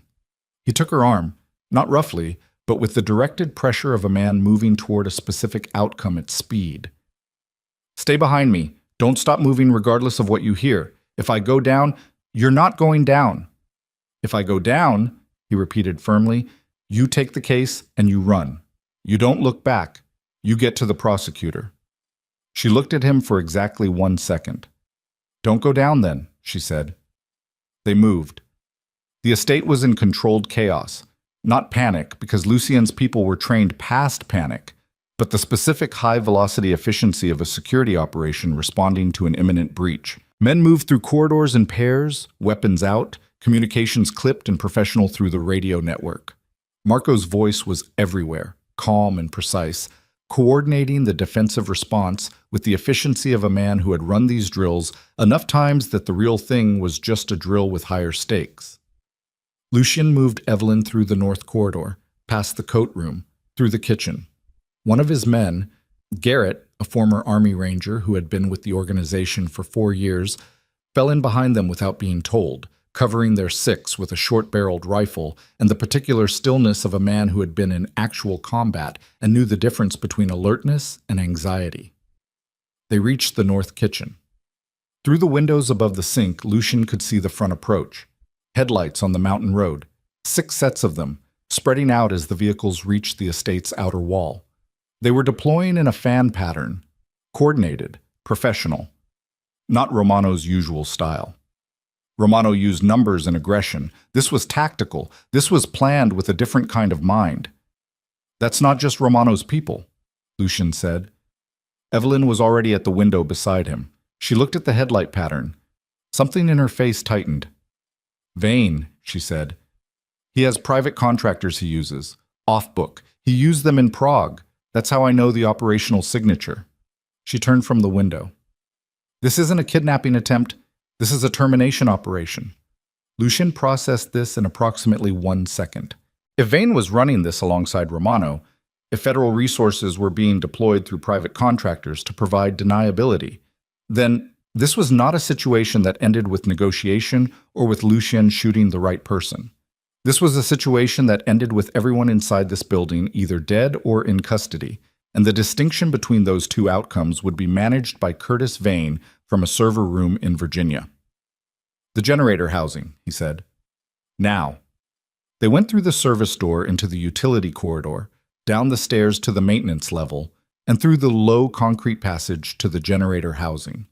The space smelled of diesel and cold metal, and the particular closed-air smell of spaces that existed to serve the building rather than the people inside it. Emergency lighting threw everything in yellow-white. Garrett stayed at the passage entrance while Lucien moved to the exterior access panel on the east wall of the generator housing, a steel hatch designed for maintenance access to the exterior generator array, opening to a narrow passage between the estate's outer wall and the generator housing itself. He got the hatch open. Cold air drove in immediately, carrying snow. The passage was barely shoulder width, 6 feet of exposed ground between the housing and the outer wall's maintenance gate, which opened to a service road that ran along the estate's eastern edge before connecting to the secondary mountain road 2 miles down. "The service road is not going to be clean," he said. "I know." He looked at her. In the emergency lighting, her face was all angles and shadow, and her eyes had the quality he had noticed the first time she had looked at him without fear. The quality of someone who had already done the calculation and accepted the result. "You've done this before," he said. "Run from a place that was being closed down." "More times than I want to count." She held the fireproof case against her chest. "I'm better at it than I look." "You look extremely capable," he said. It came out differently than it was intended. She registered it. A fractional shift in her expression, there and gone. "Stay low and stay with me," he said. "Go." They went through the hatch. The cold was immediate and total. The kind of cold that didn't announce itself but simply arrived, occupying every breath and every exposed surface at once. Snow had drifted against the outer wall, and they moved through it above the knee in places. Lucien ahead, and Evelyn a step behind with Garrett covering their exit from the hatch. They reached the maintenance gate. The lock was a keypad. Lucien hit the 6-digit code without slowing, and the gate swung inward. They moved through. Behind them, from the direction of the front of the estate, they heard it begin. The first burst of gunfire was short and disciplined. Not the opening of a firefight, but the sound of a perimeter being tested, pressure being applied to a specific point to see how it responded. Then a second burst, longer. Then the sound of Marco's voice through Lucien's earpiece, steady and operational. "North gate, breach attempt, holding. West wall contact, 2 men down, ours are contained. 2 men down." Lucien kept moving. The service road was unplowed and snow-covered, which meant it was slower but also meant there were no tire tracks to follow. He moved at a fast walk. Running in knee-deep snow was worse than the measured fast walk, and he needed his breathing controlled. Evelyn matched his pace precisely, her footfalls in the spaces his feet had already compressed. The secondary road was 8 minutes away at this pace. At the 5-minute mark, Garrett's voice came through the earpiece. Contact behind us. 2 on foot, coming through the maintenance gate. Lucian didn't stop. Can you hold them? For a while. Hold them. He reached back and took Evelyn's hand without thinking about it. Just the practical necessity of moving faster over uneven ground in the dark, and pulled her forward as the tree line opened onto the wider service road. A vehicle was parked at the service road intersection, not one of his. A dark SUV, engine running, no lights. The driver's window was down and the man behind it had a weapon on the frame of the door, and it was pointed directly at Lucian's chest from 30 feet away. Everything stopped. Snow fell in the stillness between them. Lucian's weapon was out but not raised. He had gone for it the moment he saw the vehicle, but the geometry was wrong. 30 feet, head on. The man had already had his shot lined up. Then the man said, "Devereaux." Not a question, a confirmation. He lowered the weapon. "Price sent me," he said. Lucian looked at him. The man was mid-40s, crew cut, the physical build of someone who had been in a professional capacity involving physical fitness for a long time and had not stopped when the capacity ended. He reached through the window and held up a phone. On the screen was a text from Price's number, a confirmation code that Lucian had established with her years ago for exactly this kind of verification need. "Get in," the man said. Lucian looked at Evelyn. She was already moving toward the vehicle. They got in. The SUV moved immediately. Not fast, not reckless, but with the deliberate speed of a driver who knew how to move without drawing attention on a mountain road at 3 in the morning. Lucian was in the front passenger seat with his weapon in his lap. Evelyn was in the back with the fireproof case. "Name," Lucian said. "Aldrich. I work for Price. She pulled me when the audit started flagging federal activity." He kept his eyes on the road. "She figured you might need an exit that wasn't on any record your operation owns." "Where are we going?" "Albany. Price has the prosecutor meeting set for 6 a.m. She pulled him out of bed personally." Aldrich paused. "She also flagged the DOJ Inspector General's office. Anonymous tip, pointing to the Vane warrant request. The IG's office has a duty officer. It's moving." Lucian looked at the side mirror. The estate was already invisible behind the tree line, but he could see the faint orange-white flicker of something burning above the ridge. Not the building. The color was wrong, too focused. A vehicle. Or the generator housing. He thought about Marco. About Garrett.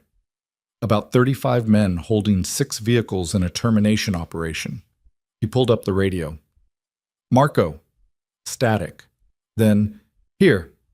How are you holding?" A pause that was slightly longer than Lucian preferred. "We're holding. Lost Garrett. Romano's people are trying to push through the west wall, but they haven't broken the line." Another pause. "The contractors, Lucian, they're better than Romano's regulars. They're working coordinated." "I know. Hold the structure. Don't chase anyone outside the perimeter. Stay inside and make them come to you." He paused. "I'll be back before morning." "Copy." He lowered the radio. Evelyn was leaning forward from the back seat, her forearms on the back of his headrest. Close enough that he could hear her breathing, controlled, slower than the situation warranted, the deliberate respiratory control of someone who had trained themselves past panic years ago. "Garrett?" she said quietly. "Yes." She said nothing more. Sat back. The road down the mountain was dark and winding, and Aldrich drove it with familiarity that suggested he had driven it before, or had studied it carefully before tonight, which amounted to the same level of preparation. The SUV's headlights cut through the falling snow in white cones that showed 30 feet of road and nothing else. They were 7 minutes down the mountain when the second vehicle appeared behind them. Not following. It had been waiting on a pull-off on the inside of a curve, engine off, dark. It pulled out behind them and lit up immediately, high beams flooding the SUV's interior. Aldrich's jaw tightened. "We've got a tail." "I see it." Lucian checked the side mirror. One vehicle. Closing distance fast. "How far to the main road?" 4 minutes. "They'll catch us in 2. The vehicle behind them accelerated. A dark pickup, heavy, the kind of build that was designed to be used as a ram. Lucian understood the tactic immediately. Mountain road, no guardrail on the outer edge in several stretches, a vehicle significantly heavier than theirs. They didn't need weapons. They needed to push them off the road. "Evelyn," he said, "get down." Get down." She dropped below the level of the seat back. Aldrich said, "I'm going to need you to—" And then the pickup hit them from behind. The impact was a full-body thing, not a tap, a deliberate strike at speed that drove the SUV forward and sideways, the rear end swinging toward the outer edge of the road.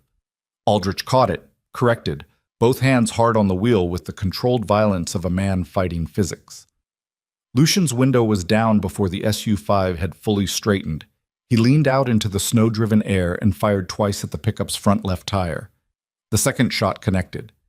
The pickup shuddered, the blowout at speed creating exactly the kind of instability on a mountain road that the driver had been trying to create for them. The vehicle pulled hard left, overcorrected, and the rear end came around. It hit the rock face of the inner mountain wall and stopped. Aldrich drove. Nobody spoke for a full minute. Then Evelyn's voice from the back. "You okay?" "Yes," Lucian said. He pulled his arm back inside. His shoulder was wet from the snow, and his ears were ringing from the shots in the confined air. He checked the mirror. The pickup was stopped, partially blocking the road. No movement visible. He rolled up the window. 4 minutes, Aldrich said. His voice was level. "We're almost to the main road." They reached it. The transition from mountain road to state highway was the transition from darkness to the ambient light of the valley. Distant town lights, the gray-orange glow of a clear highway, the particular visual relief of a road with lanes and painted lines, and the implied civilization of infrastructure. Aldrich drove north toward Albany without exceeding the speed limit. Lucian called Marco again at the 40-minute mark. "Romano's people are pulling back," Marco said. He sounded different. The operational steadiness was still there, but underneath it was the specific texture of a voice that had been running on adrenaline for hours and was beginning to feel the depletion. "The contractors broke contact 20 minutes ago. Clean withdrawal. They didn't leave anything." "Casualties." A pause. 4, Marco said, "including Garrett." Another pause. 6 wounded, none critical. Lucien closed his eyes for exactly 2 seconds. "Secure the estate," he said. "Get medical in for the wounded. Nobody leaves the property until I'm back." "Copy." He ended the call. The interior of the SUV was quiet. Aldrich drove. Snow moved in horizontal streams across the highway and the SUV's lights, not falling so much as traveling, the kind of snow that was going somewhere with purpose. "I'm sorry," Evelyn said from the back seat. "About your men." He turned and looked at her. She was sitting upright now, the fireproof case on her lap, her dark hair still carrying snow that was melting in the vehicle's warmth. Her face was the most unguarded he had seen it, not vulnerable, not soft, but stripped of the strategic architecture. Just a person, in a car, carrying the weight of what other people had paid for her survival. "This isn't your fault," he said. "You said that about Hale." "And I meant it then, too." He held her eyes. "None of what Romano and Vane have done is your fault. Your father decided to build the ledger. That was his choice, and it was the right choice. Everything that came from it, that's on them, not on you." She looked at him for a moment. "You sound very certain about that," she said. "I am." "Why?" He thought about it honestly.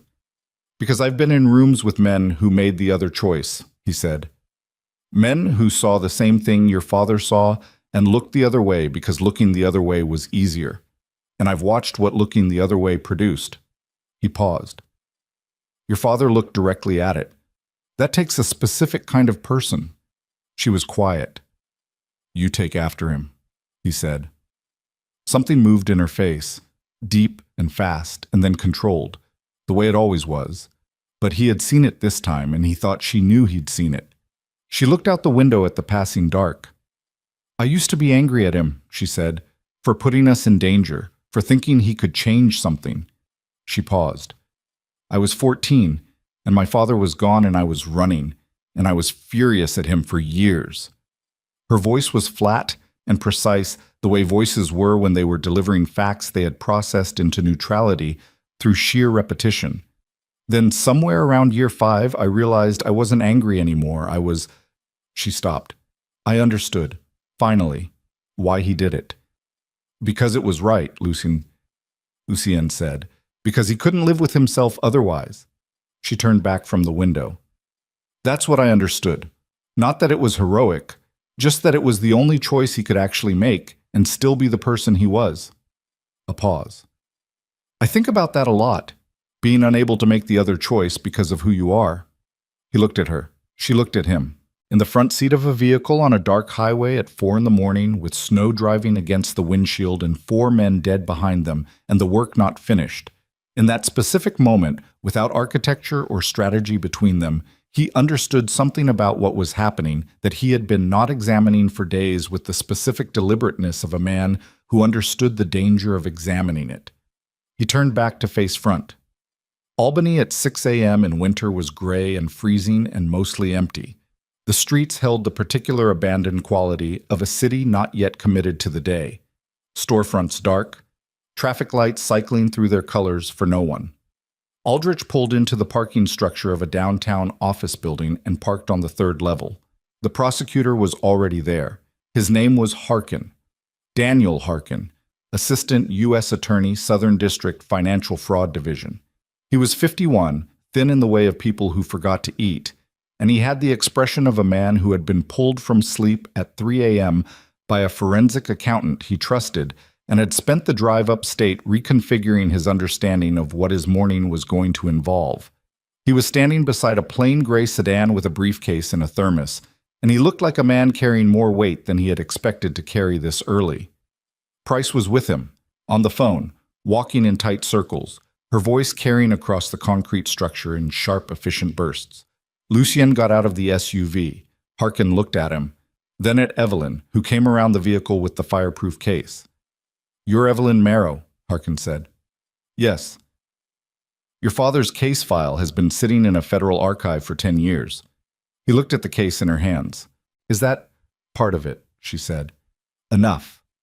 She set the case on the hood of Harkin's sedan and opened it. She laid the photograph negatives out in sequence, 12 in total, each one numbered in her father's handwriting along the margin. Harkin bent over them with the focused intensity of a man looking at something he had needed to see for a long time and hadn't expected to see tonight. He picked up the first negative. He looked at it for 20 seconds. He set it down. He looked at Evelyn. "The payments to Vane are documented," he said. 3 transactions. Dates, amounts, originating account. My father cross-referenced them to Vane's personal accounts through a banking contact he had in the Cayman routing network. She pointed to the 3rd negative. "This one shows the transaction chain.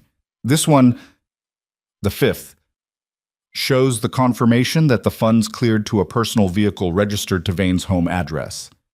Harkin straightened up. He looked at Lucien. "I need to understand your involvement in bringing this to me."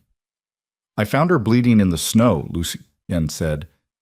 "Everything after that is in the service of making sure the people who put her there answer for it." He paused. "How I operate otherwise is a separate conversation." "It's going to be a conversation," Harkin said. "I know." Harkin looked at the negatives again, picked up his phone. "I need to make a call," he said, and stepped away. Price appeared at Lucien's shoulder. She was a small woman with sharp eyes and the perpetually composed expression of someone who processed bad news faster than most people received it. "The IG's office duty officer has flagged Vane's warrant request for review," she said quietly. "It won't be processed until the flag is cleared. That buys 12 hours, maybe more." She paused. "The data he pulled from your server, it's sitting in the contractor system, unreviewed as of 30 minutes ago. If Harkin moves fast enough, he can get a protective order before Vane's people can do anything with it." "How fast?" "Hours, not days." She looked at him. "The audit findings I sent him in the car, the Romano financial routing through your legitimate entities, that's what he needs for jurisdiction. Financial fraud gives him the hook. Once he has the hook, the rest of the Marrow materials become part of the same investigation." Lucien nodded. Harkin came back. "I'm calling the duty judge at 6:30, he said. "I need an emergency protective order and a warrant to preserve the data on Vane's contractor system before it can be altered." He looked at Evelyn. I'm going to need a sworn statement from you about the provenance of these materials and your father's process for collecting them. I'll give you whatever you need, she said. This is going to move fast once it starts, he said. Vane will know within hours. He'll try to contain it. He looked at Lucian. He may try to use the Romano connection against you. Try to make the story about Black Hollow rather than about himself. That's his move, Lucien said. Let him make it. Harkin looked at him with the expression of a man recalibrating something.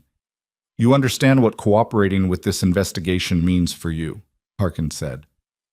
I understand exactly what it means, Lucien said. Do your job. Harkin nodded once. He picked up the first negative again, handling it with the careful attention of a man who understood that what he was holding was the kind of evidence that appeared once and had to be handled correctly, or it was gone. He held it to the parking structure's overhead light. Your father was thorough, he said to Evelyn. He was the best at what he did, she said. That's why they killed him. Harkin set the negative down. He opened his briefcase. He began to work. Outside the parking structure, Albany was waking up in gray increments, lights coming on in buildings, the first cars appearing on the streets below. Snow had stopped falling.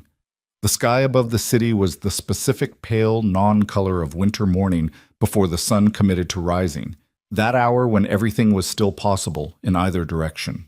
Lucien stood at the parking structure's open side and looked at the city below and felt the morning air on his face and thought about Marco holding the estate with 31 men left.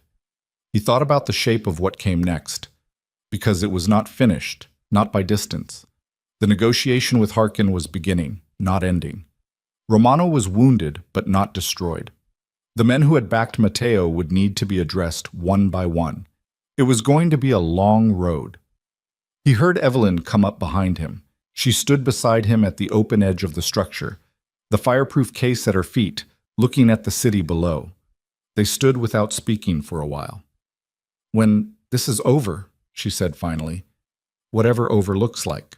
She paused. What do you do? He thought about it. I don't know, he said. Which was true. He had not thought past the present emergency in a professional sense because the present emergency had consumed the available horizon. But underneath that, underneath the operational reality, there was something else he hadn't been examining, the same something he hadn't been examining in the vehicle. I don't know either, she said. He looked at her. She was looking at the city, her profile in the early light, sharp and tired and something beyond tired, something that was on the other side of tired, where the exhaustion had burned through and what was left was just the person, stripped of everything the running had required. He wanted to say something. He didn't say it. Behind them, Harkin's voice carried across the concrete. Devereaux, I need you in here. He turned. He went back to the sedan where Harkin had the negatives spread across the hood, and Price was cross-referencing the audit findings on a laptop, and the 6 a.m. light was coming in at a low angle through the parking structure's open sides. He sat down across from Harkin. He began. The next 2 hours were the kind of work that didn't look like anything from the outside. A man and a federal prosecutor sitting at the hood of a car in a parking structure, talking through documents, establishing provenance, mapping the connections between financial records and operational decisions, and the long paper trail of a corruption network that had been running for over a decade. Evelyn sat across from them for most of it, answering Harkin's questions in the precise, organized way of someone who had been preparing for this conversation for years and had simply been waiting for the right room. At 8:15, Harkin's phone rang. He answered it, listened, and the expression on his face changed. Not dramatically, not in the way expressions changed in movies, but in the small specific way that professional faces changed when the thing they had been working toward had started moving. The protective order is granted, he said. Vane's data pool is frozen. Evelyn let out a breath. Harkin looked at his phone, then at Lucy N., then at Evelyn. It's moving, he said. I need to go.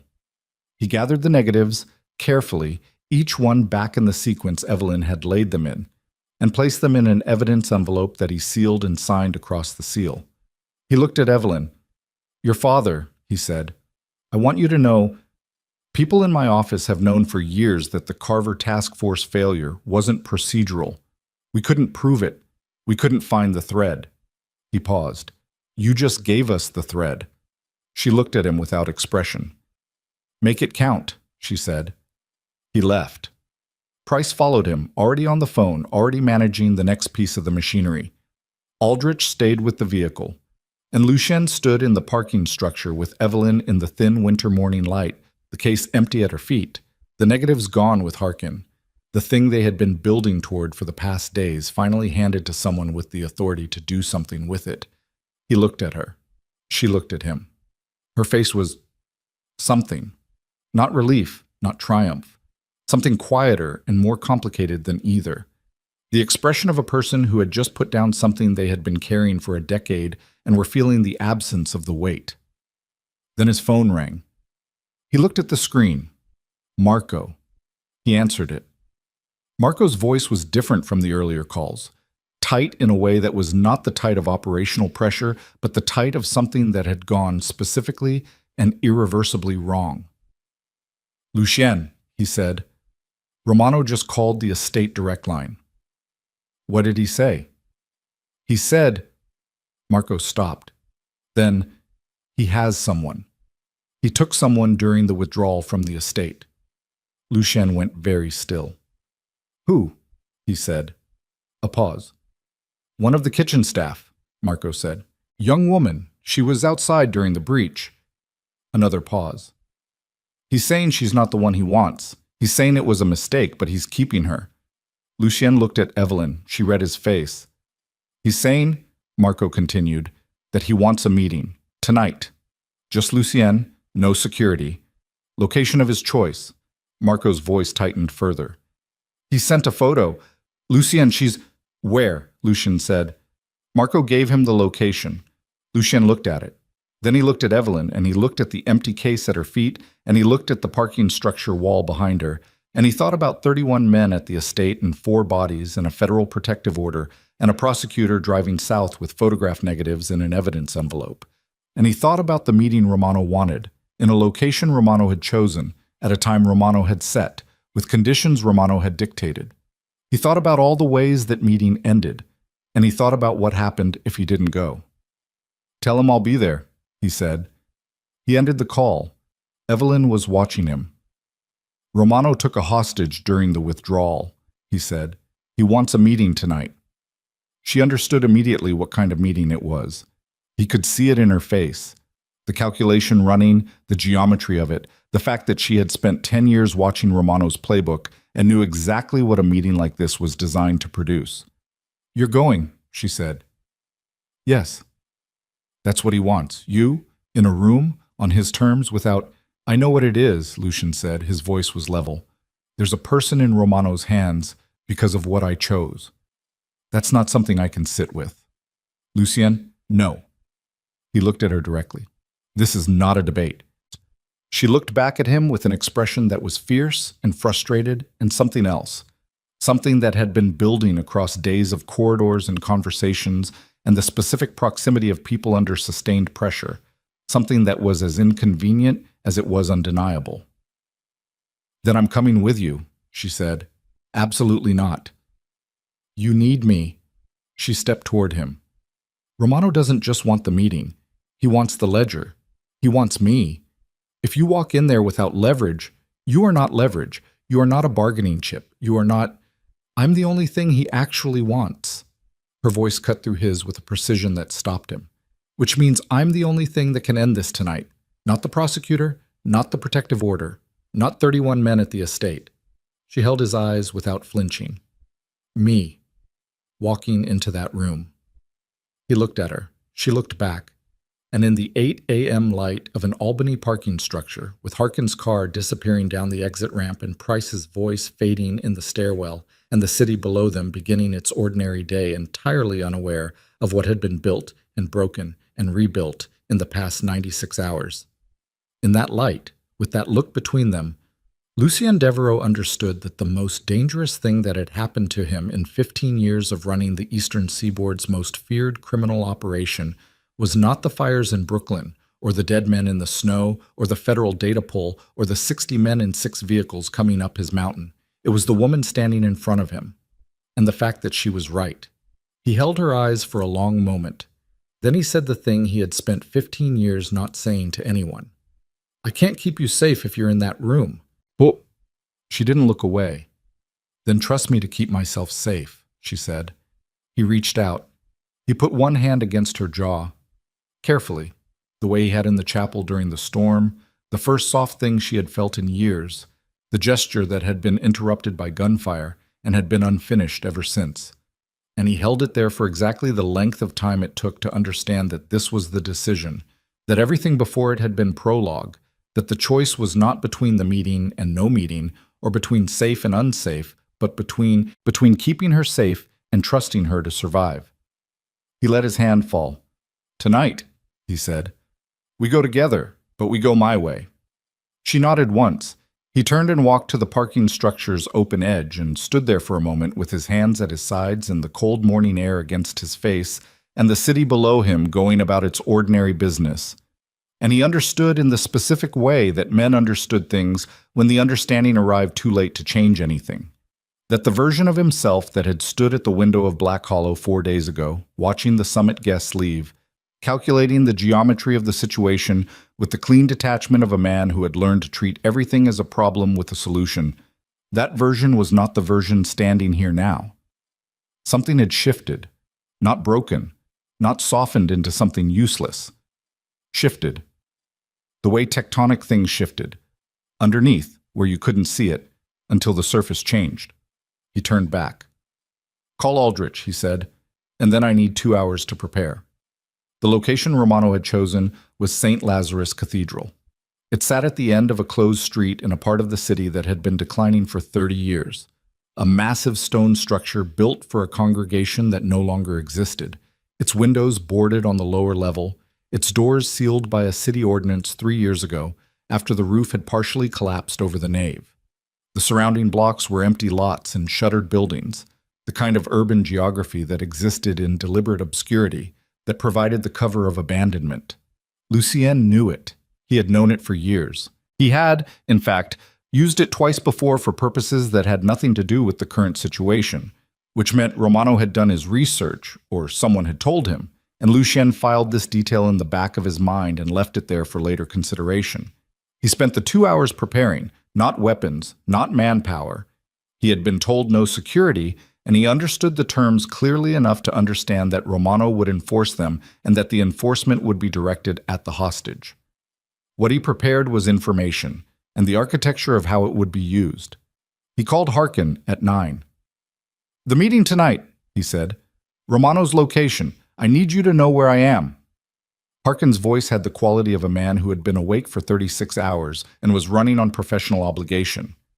"I can't protect you in a private location, Devereaux. That's not—" "I'm not asking for protection," Lucien said. "I'm asking you to know the address. And I'm asking you to be prepared to move on it at a signal." "What signal?" "You'll know it when you hear it." He paused. "Vane's warrant is frozen. His data pull is under protective order. You have the negatives. You have the audit." He paused again. "What you don't have yet is Matteo Romano in a room where he's already committed to a criminal act in front of a federal witness." A long silence. "That's not something I can officially sanction," Harkin said carefully. "I'm not asking you to sanction anything," Lucien said. "I'm asking you to know the address." Another silence. "I know the address," Harkin said. Lucien ended the call. He went to find Evelyn. She was in Aldrich's car in the parking structure, the empty fireproof case on the seat beside her, writing in a small notebook with focused concentration. He got in beside her. She didn't look up immediately, finished the sentence she was writing, then closed the notebook. "What are you writing?" he said. "A statement," she said. "Everything I know about Romano's financial structure, everything my father documented, and everything I've added in the past 2 years. She held up the notebook. "If tonight goes wrong, if I don't come out of that building—" "This goes to Harkin directly." He looked at the notebook. "Give it to Aldrich now," he said. "Not as a contingency, as a backup." He paused. "We're both coming out of that building, but Harkin should have everything regardless." She looked at him. Then she opened the door and walked around to the driver's side where Aldrich was standing and handed him the notebook and spoke to him quietly for a moment. Aldrich took it, looked at it, put it inside his jacket. She came back, got back in. "I need to tell you something," she said. Now is exactly when." She turned to face him in the confined space of the back seat, and her expression was the most unguarded he had seen it across all the days of careful architecture, stripped of the control not by circumstance, but by deliberate choice. The specific vulnerability of someone who had decided that the cost of not saying something was higher than the cost of saying it. "I came to Black Hollow to use the summit. I planned it for 18 months. I was going to find the right man in that room and make a deal and walk away with the ledger deployed and Romano finished." She paused. "And then I got recognized in the garden, and someone put their hands around my throat, and I woke up in a room with you sitting in the chair beside my bed." He waited. "Everything I told you was true," she said. "I need you to know that. Not because it's strategically useful for you to know it, because it's true.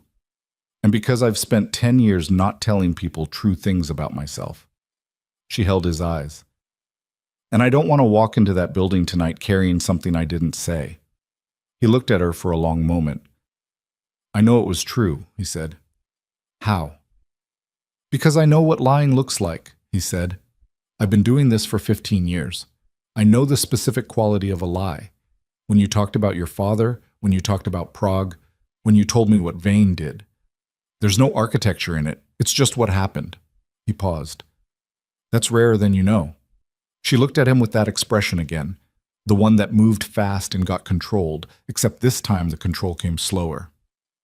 "I also need you to know," he said, "that the reason I'm sitting in this car instead of sending you somewhere safe with Aldrich and going to that building alone." He stopped, started again. "I told myself it was strategy, that you were right about being leverage, about being the only thing he actually wants, about it ending faster with you in the room." He paused. "That's all true, but it's not the only reason." She waited. "I don't want to walk away from you," he said. "Even for one building, even for 2 hours." He said it the way he said the things that were hardest, flatly, without decoration, without the performance of feeling because the feeling itself was too real to perform. That's not something I've said to anyone in a very long time. The car was quiet. Outside, Albany continued its morning. "Then let's not walk away from each other," she said. He reached across and took her hand, not with urgency, not with the practical grip of a man moving someone through dangerous terrain, but carefully, the way you held something you understood was not given twice. She let him. They stayed like that for a moment. Then he straightened up. "We have work to do," he said. She almost smiled. "We do," she said. St. Lazarus Cathedral at 8 p.m. was a monument to everything the city had left behind. Lucian and Evelyn walked to the approach on foot from 2 blocks north. Aldrich had dropped them at the perimeter and was parked on a parallel street with Harkin's number in his phone and instructions that were simple and unconditional.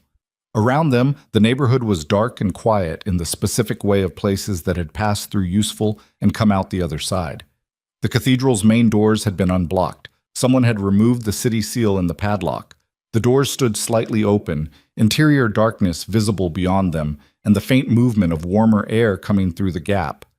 The building had been heated recently, which meant preparation. Lucian put his hand against the door. He looked at Evelyn. She looked back at him. He pushed the door open and they walked in. The interior of St. Lazarus was vast and damaged and cold despite whatever heating had been brought in. The kind of cold that lived in stone walls and high ceilings, and didn't leave because of portable heaters. Candles had been placed along the remains of the pews, dozens of them, which threw the space into amber and shadow, illuminating the broken stone columns and the collapsed section of roof above the rear of the nave where the sky was visible through the gap, winter stars showing in a strip of black above the destruction. Men stood in the shadows along the walls. Lucien counted 8. Professionals. The stillness of them was the contractor stillness he had noted at the estate, not Romano's usual street soldiers. This was Vane's contribution, he understood. This was the off-book apparatus that had been running the operational side of tonight. At the front of the nave where the altar had been, Matteo Romano stood. He was 31 and looked older than that in the candlelight. The specific aging of men who had inherited violence rather than built it, who wore the weight of it as performance rather than character. He was dressed for the setting in the theatrical way of men who understood that situations like this were about more than outcome. They were about image, about the story that would be told afterward. Beside him, seated in a chair, was the hostage, a young woman from the kitchen staff, her wrists tied, a bruise at her cheekbone. She was conscious and frightened, but not broken, and when she saw Lucien come through the door, something in her face shifted toward relief. Behind Romano, at the edge of the altar, stood a man Lucien had not seen before. 50-something, close-cropped gray hair, federal build, the posture of it, the specific way of holding the body that came from years of institutional physical culture. He wore civilian clothes, but they fit him the way civilian clothes fit men who spent most of their lives in different ones. Curtis Vane, in person, for the first time. Evelyn saw him at the same moment. Lucien felt it, the way her hand tightened in his, a single involuntary contraction, there and then gone. She released his hand, stood on her own. "Lucien," Romano said. His voice carried easily across the ruined nave. "You brought her." "I did," Lucien said. "That surprises me." "It shouldn't." Lucien walked forward, Evelyn beside him, until they were 20 feet from the altar. "I don't leave things unfinished." Romano looked at Evelyn. Something moved in his face. Not attraction, not warmth. The flat proprietary assessment of a man looking at something he had been trying to acquire for a decade and had finally gotten in front of him. "Evelyn Marrow," he said. "Matteo Romano," she said. Her voice was entirely steady. She looked at Vane. "And you," she said. "Curtis Vane." She held his eyes across the distance. "You look older." Vane's expression didn't change. He looked at her with the blankness of a professional who had learned long ago not to show anything in rooms like this.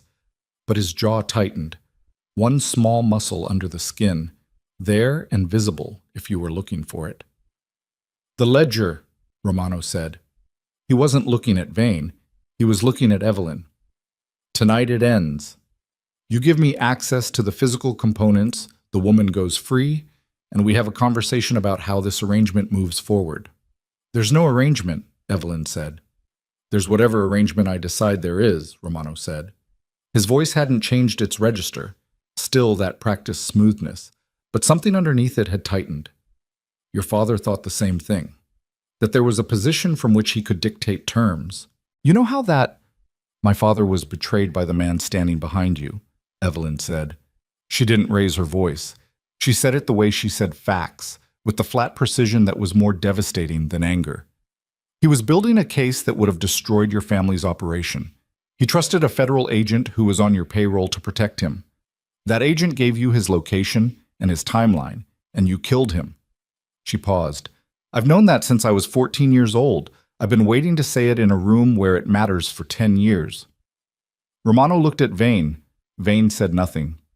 "It doesn't matter what you know," Romano said, turning back. "What matters is where the physical components are, and whether you'd like to walk out of here or not." "It matters," Lucien said, "because the DOJ Inspector General's office received an anonymous referral this morning regarding Agent Vane's activities." He said it the same way he said everything in rooms like this, with the measured, unhurried calm of a man who had learned that volume was the refuge of people who weren't certain of what they were saying. The referral included documented evidence of payments from a Romano account to a personal vehicle registered to Agent Vane. Dates, amounts, routing records in Adrian Marrow's handwriting. He paused. "The physical negatives are currently in the possession of an AUSA in the Southern District under an evidence preservation order." The room had gone very quiet. Vane had gone still in the specific way of a man whose training told him to stay still when the situation was reconfiguring around him faster than he could process. Romano's expression was harder to read. It was shifting between things, cycling through responses, the emotional machinery visible in the way it rarely was. "You've been busy," Romano said finally. "I have," Lucien said. "It doesn't change tonight," Romano said. Whatever you filed, whatever you gave to whoever, tonight this woman is in this room, and the ledger is undeployed, and that doesn't change with paperwork. The ledger, Evelyn said, is already deployed. Romano looked at her. The physical negatives that Lucien described, she said. Those aren't the complete ledger. They're the authentication component. The documentation itself, everything my father compiled, every financial record, every transaction chain, every name, I've been digitizing it for 2 years. In 18 months of planning this approach, I built a distribution system. She held Romano's eyes without wavering.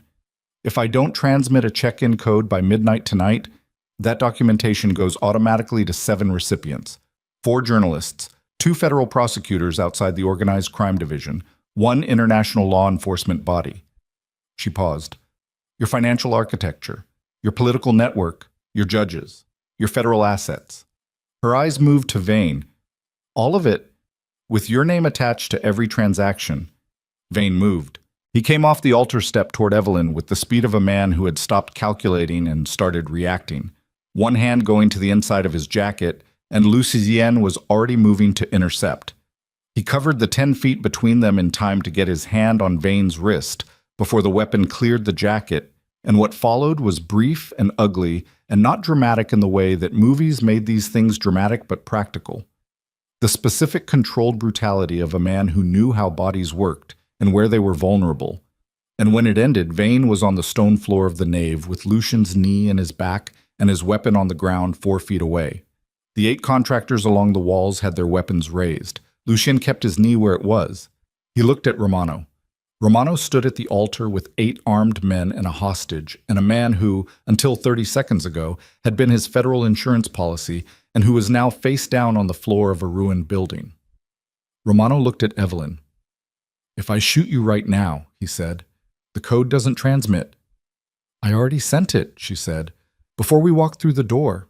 She paused. You shoot me, nothing changes. The documentation goes out at midnight regardless. Another pause. But if I transmit the stop code in the next 4 hours, the automatic distribution halts. The material goes to Harkin only under the existing evidence preservation order, a federal investigation that you and your attorneys will have time to respond to through legal channels. Romano's jaw worked. You're offering me a deal, he said. I'm offering you the difference between controlled exposure and total destruction, she said. My father built the ledger to be used, not to be a bomb. He wanted accountability, courts, evidence evaluated and acted on through a process. She held his eyes. That process is already running. The question is whether you're in front of it or under it. The candles threw their unsteady light across the nave. Above them, through the gap in the roof, the winter sky was very dark and very clear, stars visible in the strip of open black. Romano stood very still. He looked at Vane on the floor. He looked at the 8 men along the walls who were looking at each other with the professional uncertainty of men whose situation had changed faster than their briefing had accounted for. He looked at Lucien. Let him up, Romano said. No, Lucien said. Romano's eyes narrowed. He gave your father to you, Lucien said. He gave Adrian Marrow's location to you. He put his hands around this woman's neck in my garden. He ran a data operation against my estate. He kept his knee exactly where it was. He doesn't get up until Harkin's people come through that door. You called them already, Romano said. Not a question. Aldrich called them 4 minutes ago, Lucien said. The signal was me walking through the front door. Romano looked at the nave entrance. He looked at the altar behind him. He looked at Evelyn. Something moved through his face in the candlelight. Not surrender, not defeat in the clean sense, but something more complicated than that. The specific expression of a man who had inherited something, who had been told his entire life what the inheritance was worth and how to protect it, and who was standing in the moment when the cost of that protection had finally exceeded the thing being protected. He straightened his jacket. He looked at the 8 contractors. Stand down, he said. Weapons lowered. He looked at Lucien. The woman in the chair, he said. That was Vane's decision, not mine. I know whose decision it was, Lucien said. That doesn't absolve the choice to go along with it. Romano said nothing. He moved to the front pew and sat down and put his hands on his knees and stared at the floor in front of him with the expression of a man who is going to need a very good attorney very soon and understood this. The doors at the rear of the nave opened. Harkin came through first, flanked by two men with DOJ credentials visible on lanyards. Behind them, two federal agents in body armor. Behind them, a woman Lucien didn't recognize who had the bearing of someone from the Inspector General's office. Formal, deliberate, carrying a briefcase. Harkin looked at the room. He looked at Vane on the floor. He looked at Lucien. "Productive evening," he said. "Mostly," Lucien said. He stood up, stepped back from Vane, who was helped to his feet by one of the federal agents and immediately cuffed. The expression on Vane's face as the cuffs went on was the expression of a man experiencing the end of a very long performance. Not surprised, not devastated, just finished. The blankness had broken into something flatter and more honest. The face of a man who had been running a particular story about himself for years and had just run out of story. One of Harkin's people crossed to the hostage and cut the binding at her wrists. She stood up, unsteady, and was guided toward the door. Evelyn crossed the nave and crouched beside where the woman had been sitting and picked up something from the floor, a water bottle that had been left nearby, untouched. She handed it to the woman as she passed. The woman looked at her. "Thank you," she said. Evelyn nodded. It was small, and it was not the kind of thing that would appear in any account of what happened that night. But Lucien saw it. Harkin's people moved through the nave with professional efficiency, processing the contractors, beginning the documentation of the space. Romano was read his rights in the measured, procedural tone of an attorney who had done it many times and understood that the tone mattered. Romano listened, said nothing, accepted it. Lucien moved to the side of the nave and stood near one of the columns, out of the immediate activity, and watched it happen.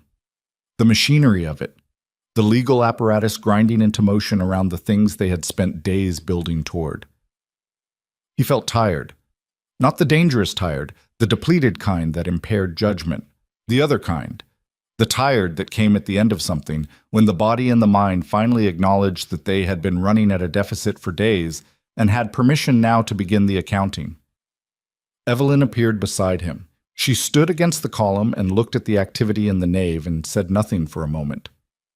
"The stop code," he said. "You actually sent it." "Yes," she said. "From the parking structure, 2 hours before we came here." She paused. "The automatic distribution was real. The offer was real." She looked at Romano, surrounded now by Harkin's people. "My father wanted accountability, not obliteration. There's a difference." "He raised you well," Lucien said. She was quiet for a moment. "I'm going to have to testify," she said, "to everything, the whole 10 years, my father's process, the ledger's contents, what I know about the network." She paused. "It's going to take a long time." "Yes," he said. "Harkin will want me close.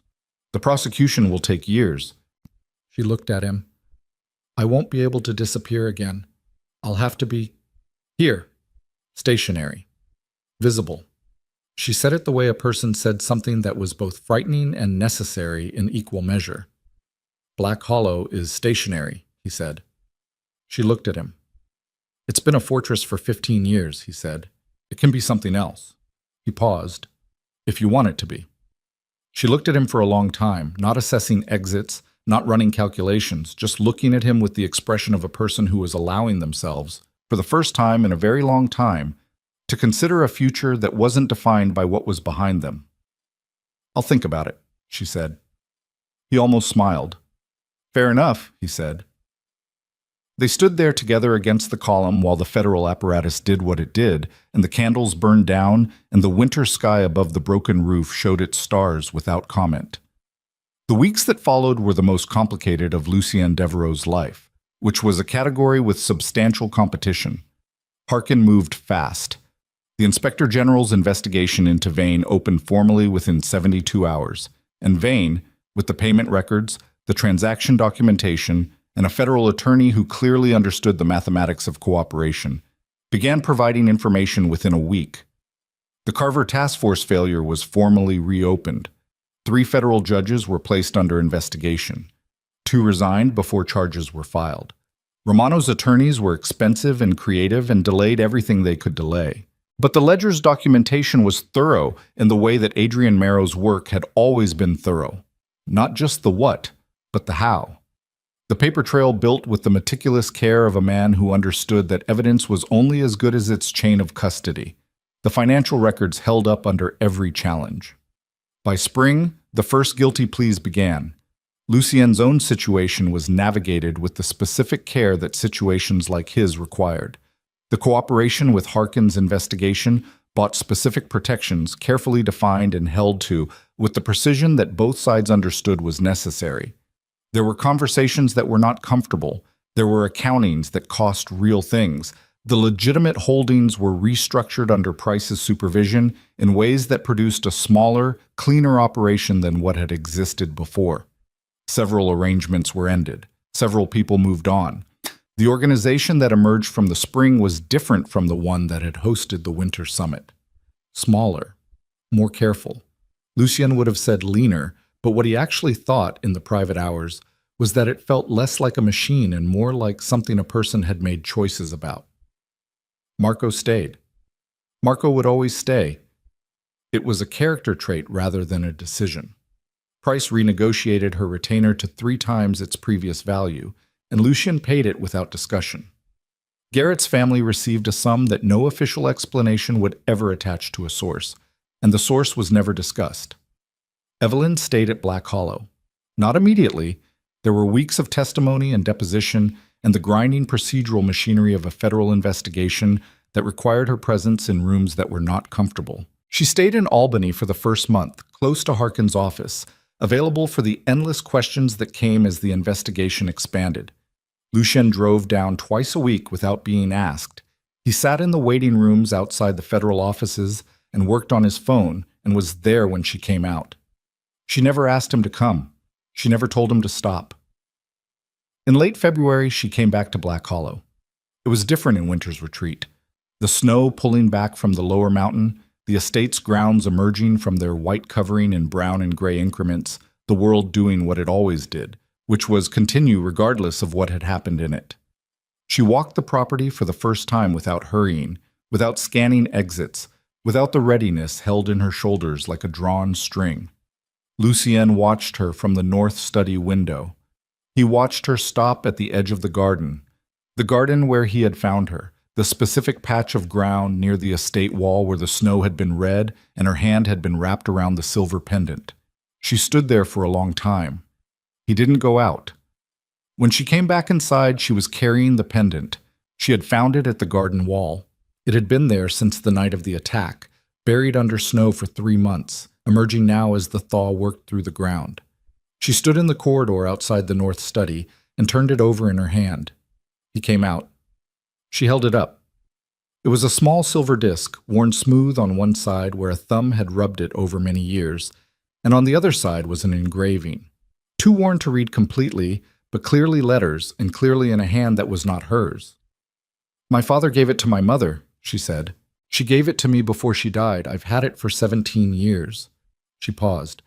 "I thought I lost it in the garden." She closed her hand around it. "I thought it was gone." He looked at her closed hand. "Some things come back," he said. She looked at him. It was a simple thing, an ordinary thing. The kind of sentence that would have meant nothing in any other context and meant something now because of everything it stood behind. She unclosed her hand and looked at the pendant again. "I want to tell you about my father," she said. "Not the accountant, not the case. Him." She looked up. "I've never told anyone. The 10 years of running, there was no one I could tell." She paused. "I want to tell you. I want to hear it," he said. They went into the study. She sat in the chair by the window. He sat across from her. Outside, the mountain was doing its slow return to color, the gray and brown and eventual green of a landscape remembering what it was after the long cold. She talked for a long time, about a man who had cooked badly but enthusiastically on Sundays, who had kept books stacked on every available surface, who had explained the moral architecture of what he was doing to his daughter with the careful honesty of a father who believed children deserved the truth about the world, who had been afraid, She knew that now, from the distance of adulthood, but had moved forward anyway, because the alternative was living in a way he couldn't live with. Lucien listened. He asked questions, sometimes. Small ones, the questions that showed he was following not just the story, but the person inside it. She answered them. Outside, afternoon became evening. At some point, without either of them noting it as a transition, the conversation moved from past to present. From Adrian Marrow's kitchen on Sundays, to the investigation's current status, to what Harkin had said last week, to what Price had found in the restructured portfolio, to what Marco thought about the Boston crew. Ordinary things. The ordinary things of two people building the shared vocabulary of proximity. When the light was fully gone and the study was lit by the desk lamp only, she stood up to leave. She stopped at the door. "The first night," she said, "when I woke up and tried to run. You caught me." "Yes," he said. "I was terrified," she said. "Not of dying. I told you that." "You were afraid of being found," he said. "I was afraid of letting someone find me," she said. "There's a difference." She held his eyes across the lamplit room. "I've been afraid of that my whole life, since I was 14. She paused. "I'm less afraid of it now." He looked at her. She looked back. "Good," he said. She left. He sat in the study alone for a while, with the mountain dark outside and the estate quiet around him and the desk lamp throwing its small, specific circle of light. He thought about 15 years. He thought about the winter summit and the blood in the snow and the decision he had made when he lifted her from the garden. He thought about all the ways that decision should have gone differently. All the rational calculus that should have produced a different outcome should have kept him insulated from the cost that had followed. He thought about Garrett. He thought about 4 men in the snow. He thought about what Evelyn had said about her father. The only choice he could actually make and still be the person he was. He understood it now in a way he hadn't when she said it. Not because he had become someone different, but because he had become more precisely what he already was. And what he already was had been waiting for a long time for something worth the cost. Spring came fully in April. The investigation expanded. Guilty pleas accumulated.